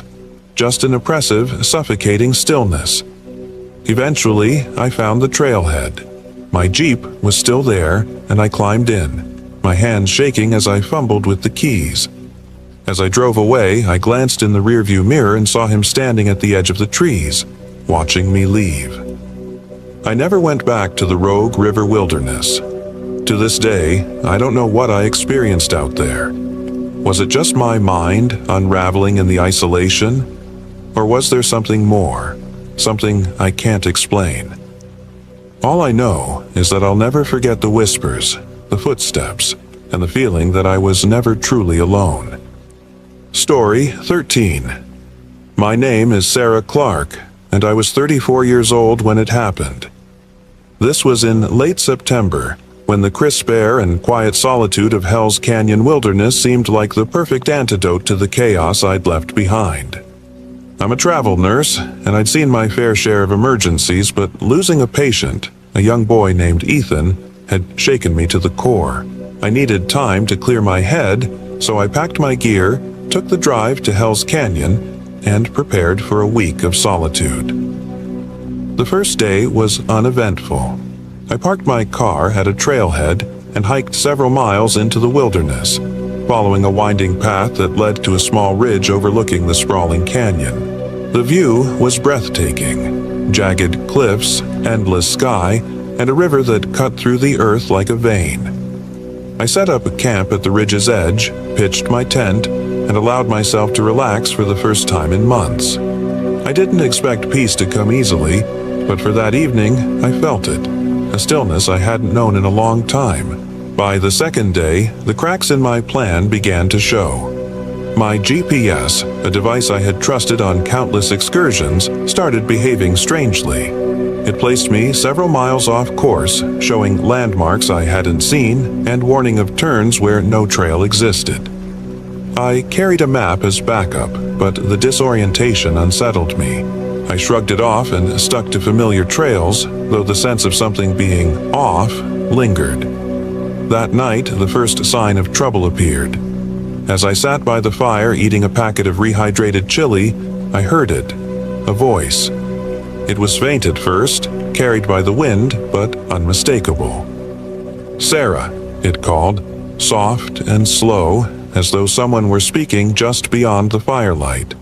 I froze, my spoon halfway to my mouth. "Who's there?" I called out, grabbing my flashlight. The beam swept over the surrounding trees, but there was nothing. The voice didn't come again that night, but I slept with my knife within arm's reach. The next day, I decided to explore the ridge more thoroughly. I needed a distraction, something to keep my mind off the unease creeping into my thoughts. The morning sun was warm and the air was fresh, but as I descended the trail toward the canyon, I noticed something strange. A pile of rocks, stacked neatly in a triangular formation, sat in the middle of the path. It hadn't been there the day before. I knelt to inspect it, brushing my fingers over the rough stones. They were heavy, their edges worn smooth by time, and something about their placement felt deliberate. I took a photo with my phone and moved on, chalking it up to a camper's boredom. By late afternoon, I reached a small clearing where I planned to rest before heading back to camp. That's when I saw him, a man sitting on a fallen log near the edge of the clearing. He was older, maybe in his 50s, with a scruffy beard and sunburned skin. His clothes were worn, and his backpack looked ancient, patched with duct tape and fraying at the edges. He didn't acknowledge me at first, just stared out at the canyon. "Hey there," I called, trying to sound friendly but keeping my distance. "Didn't expect to see anyone out here." The man turned slowly, his expression unreadable.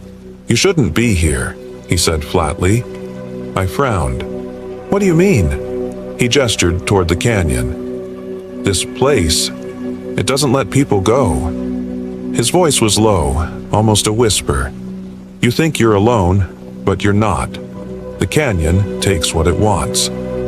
Before I could respond, he stood and walked away, disappearing into the trees. I called after him, but he didn't look back. Something about the encounter left me shaken. His warning felt more like a prophecy than the ramblings of a strange man. I hurried back to camp as the sun dipped lower in the sky, the shadows growing longer and more menacing. That night, the voice returned. It was louder this time, clearer. "Sarah," it said, and my heart stopped. It wasn't just calling my name, it was saying other things no one should know. Details about Ethan, the boy I'd lost. "You could have saved him," it whispered. "You didn't try hard enough." I jumped out of my tent, clutching my knife, and scanned the area with my flashlight. Again, there was nothing. No footprints, no movement, just the oppressive silence of the wilderness. But the voice lingered, echoing in my mind long after it stopped. The next morning, I decided to leave. I packed up my gear and started hiking back toward my car. The trail felt unfamiliar, as though the forest had shifted overnight. My GPS was useless, and the map no longer seemed to match the terrain. Panic bubbled in my chest as I realized I might be lost. That's when the storm hit. Dark clouds rolled in quickly, and rain poured down in sheets, turning the dirt trails into slick mudslides. I slipped and fell several times, scraping my hands and knees. By the time I found shelter under a rocky overhang, I was soaked and shivering. The voice returned, louder than ever, cutting through the roar of the storm. "You brought this on yourself," it taunted. "You ran away, just like you always do." I screamed into the void. "Leave me alone!"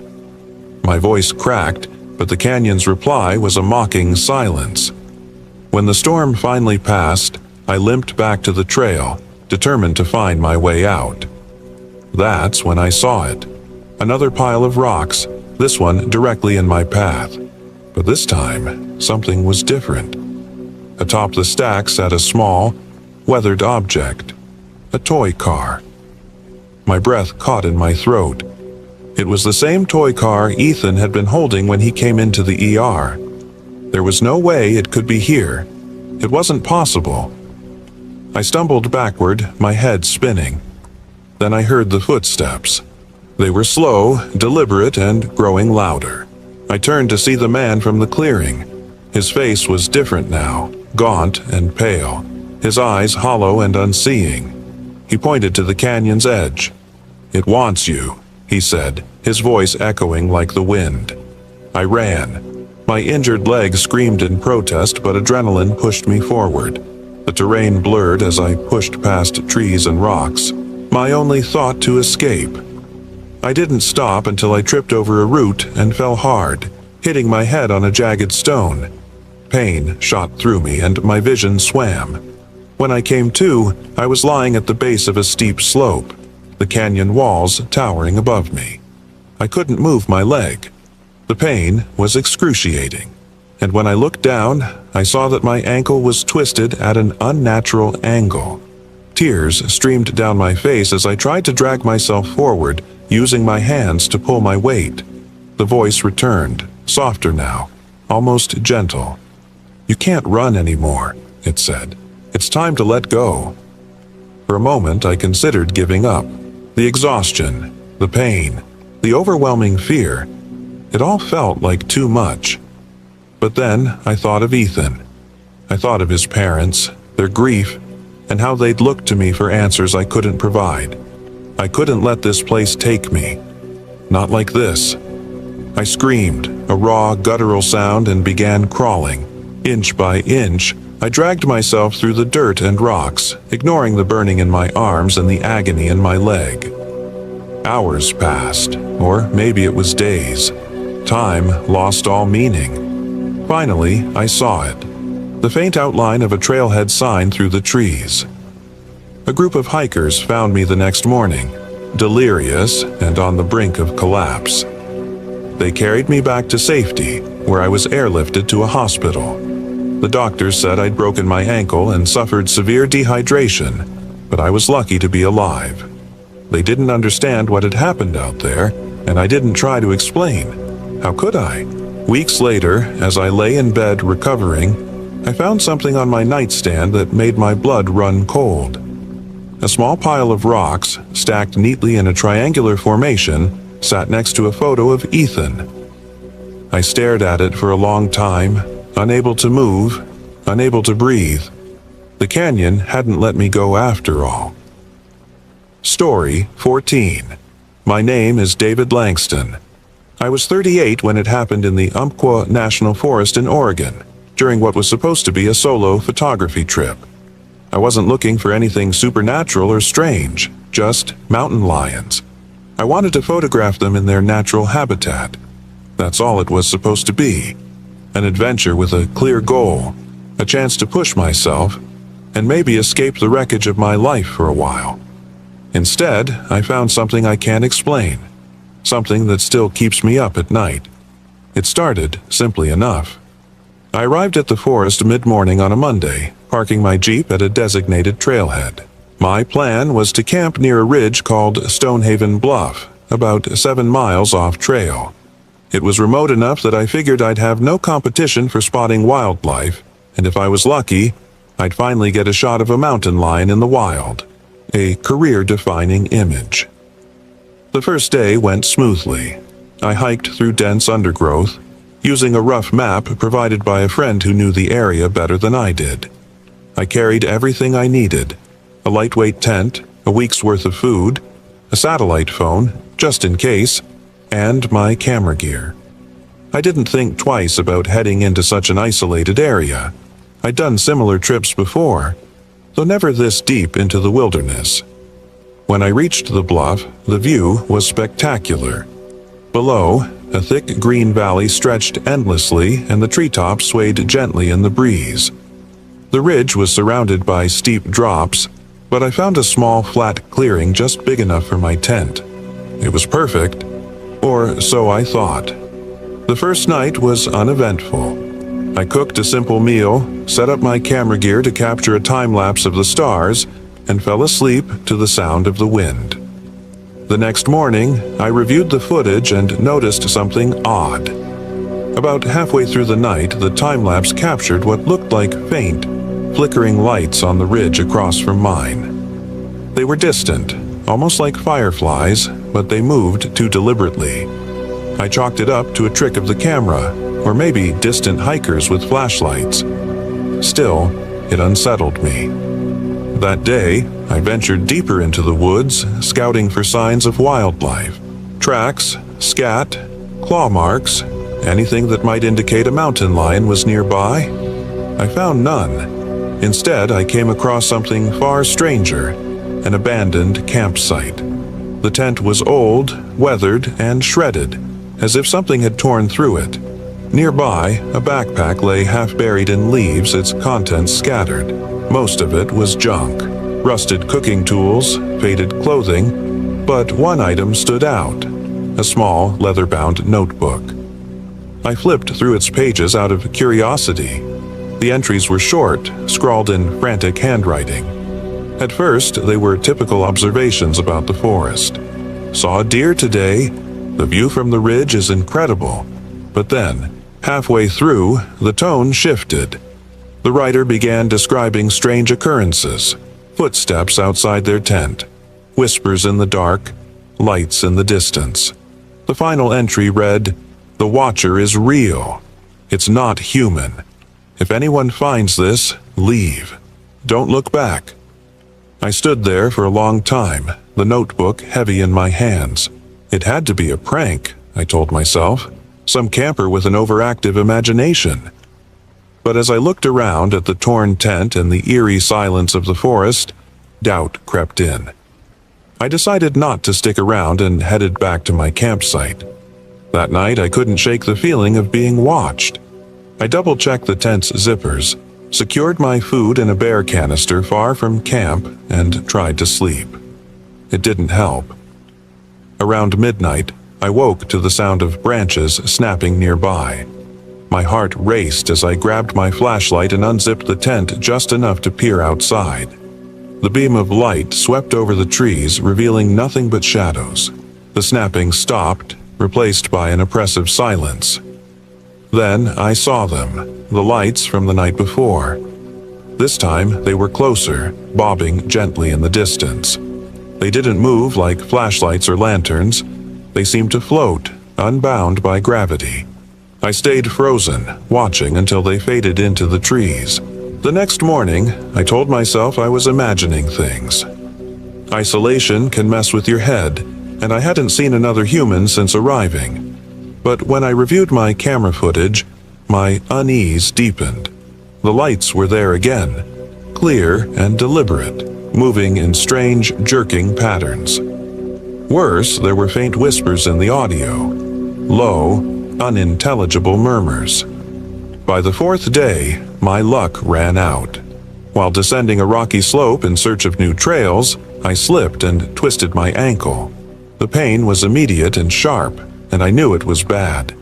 Hobbling back to camp took hours, each step a fresh wave of agony. By the time I made it, the sun was setting, and I was too exhausted to do anything but collapse into my tent. That night, the whispers came closer. I woke to the sound of rustling outside my tent. At first, I thought it was an animal, maybe a raccoon or a curious deer, but then I heard it. Heavy breathing, low and uneven, just beyond the thin fabric wall. I didn't dare move. The breathing circled the tent, slow and deliberate. Then it stopped. A long, agonizing silence followed before something brushed against the side of the tent, dragging across it like a hand. I don't remember falling asleep, but when I woke at dawn, the tent was unzipped, though I knew I'd secured it before bed.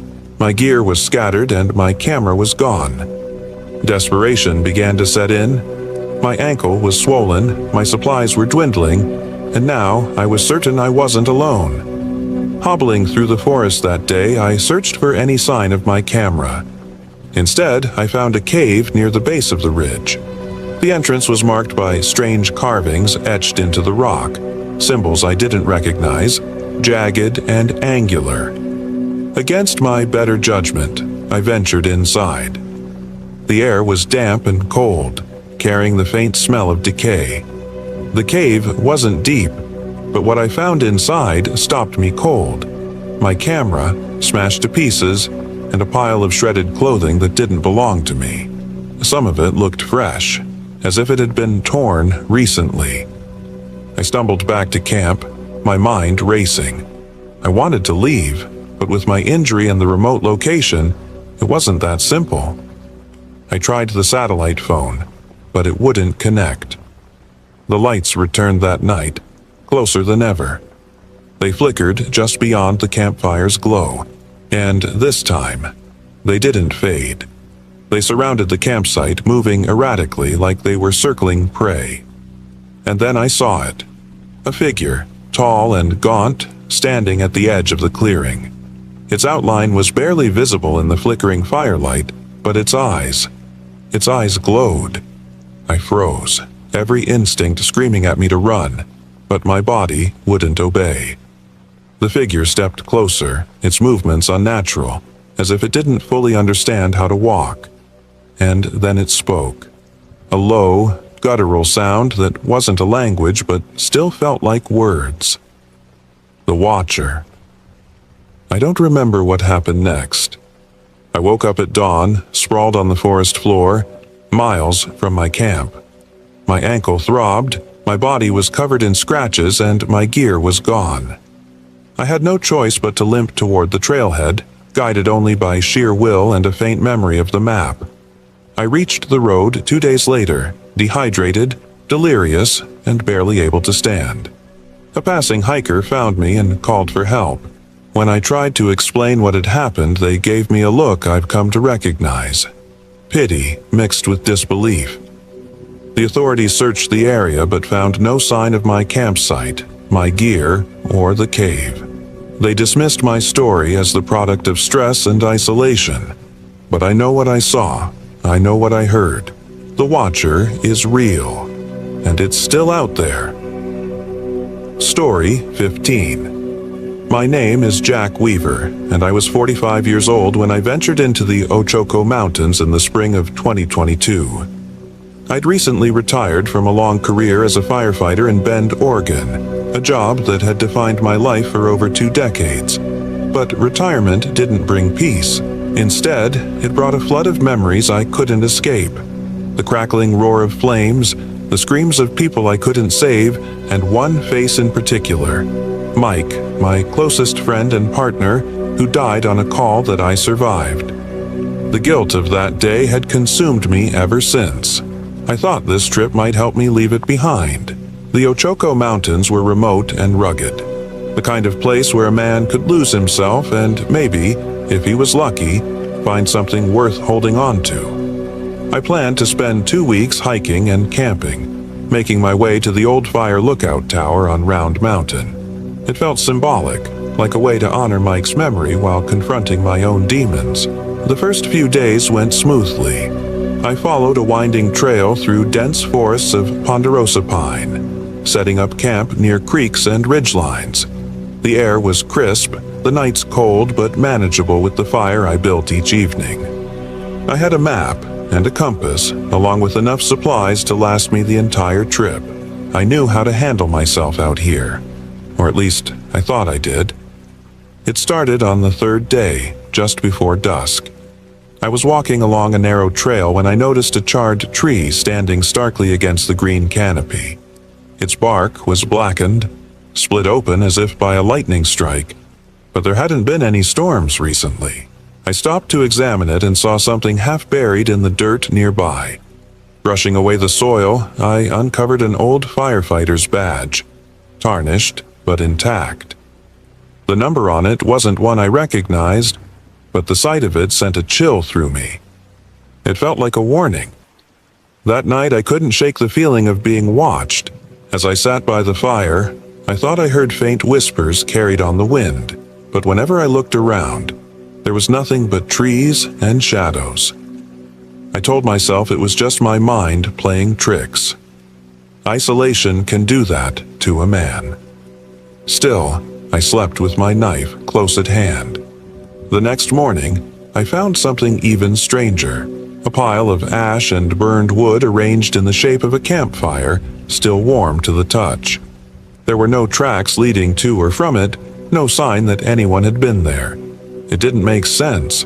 I pushed on, telling myself it was some kind of prank, though I couldn't imagine who would be out here to pull it. As I climbed higher into the mountains, the air grew colder and the terrain more treacherous. I was making my way across a rocky slope when I slipped and twisted my ankle. It wasn't broken, but the pain was sharp, and I had to stop for a while to wrap it with the bandages in my pack. It was a minor setback, but it slowed me down, and by the time I reached the ridge where I planned to camp, the sun was already dipping below the horizon. That night, the whispers came back, louder this time. They seemed to come from all around me, indistinct but insistent. I tried to ignore them, focusing on the warmth of the fire and the stars above. But then I heard footsteps. Slow, deliberate, circling my camp. My heart pounded as I grabbed my flashlight and knife, shining the beam into the darkness. Nothing, just trees and shadows. But the footsteps continued, retreating into the woods before finally fading away. By the 5th day, I was beginning to question my decision to come here. The guilt that had driven me into the wilderness was now compounded by a growing sense of unease. I kept moving, determined to reach the lookout tower, but my progress was slow. My ankle throbbed with each step, and I couldn't shake the feeling that something was following me. I'd catch glimpses of movement out of the corner of my eye, shadows flitting between the trees, but whenever I turned to look, there was nothing there. It was late afternoon when I reached the fire lookout. The tower loomed above me, its wooden beams weathered but intact. Climbing the steps was painful, but I forced myself to the top, hoping for some sense of accomplishment. Instead, I found a scene that made my stomach drop. The inside of the tower was a mess, the walls covered in scratch marks and strange symbols carved into the wood. A journal lay open on the desk, its pages filled with frantic, scrawled writing. One entry stood out. "The fire took him, but he's not gone. He's here, watching, waiting. Don't light the fire at night." As the sun set, I knew I should leave, but my ankle made the descent too risky. I decided to spend the night in the tower, barricading the door as best I could. The wind howled through the gaps in the walls, and the forest below seemed alive with movement. I tried to sleep, but was jolted awake by a loud bang. Something was pounding on the door, relentless and furious. I held my knife tightly, my hands trembling as I backed into a corner. The pounding stopped, replaced by a low, guttural voice. "You don't belong here," it said.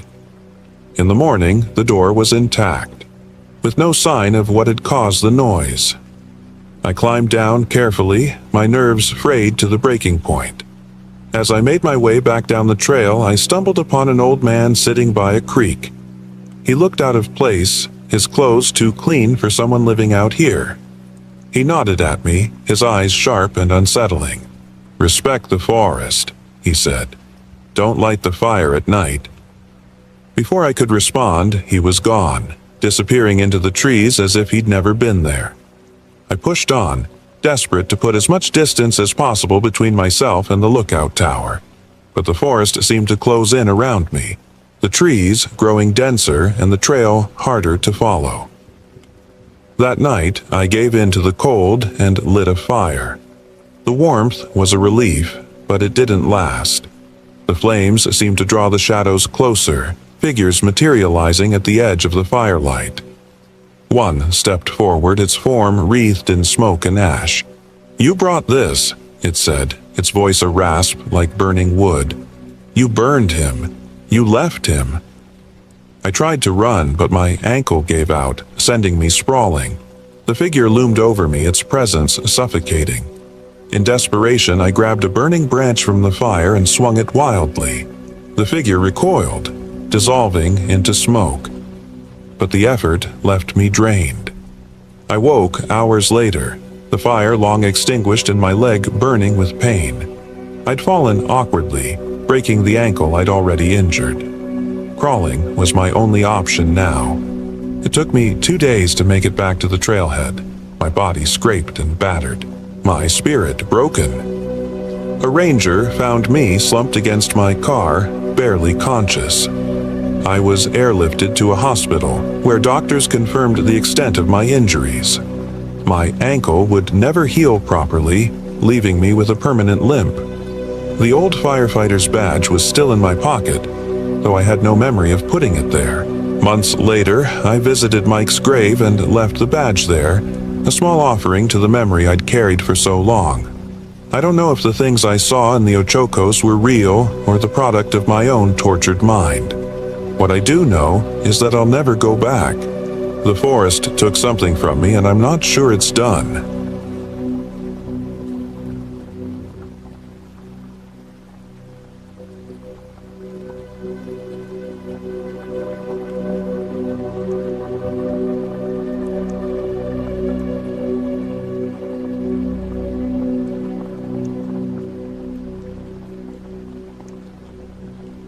In addition, YouTube's algorithm prioritizes videos with many likes and subscriptions.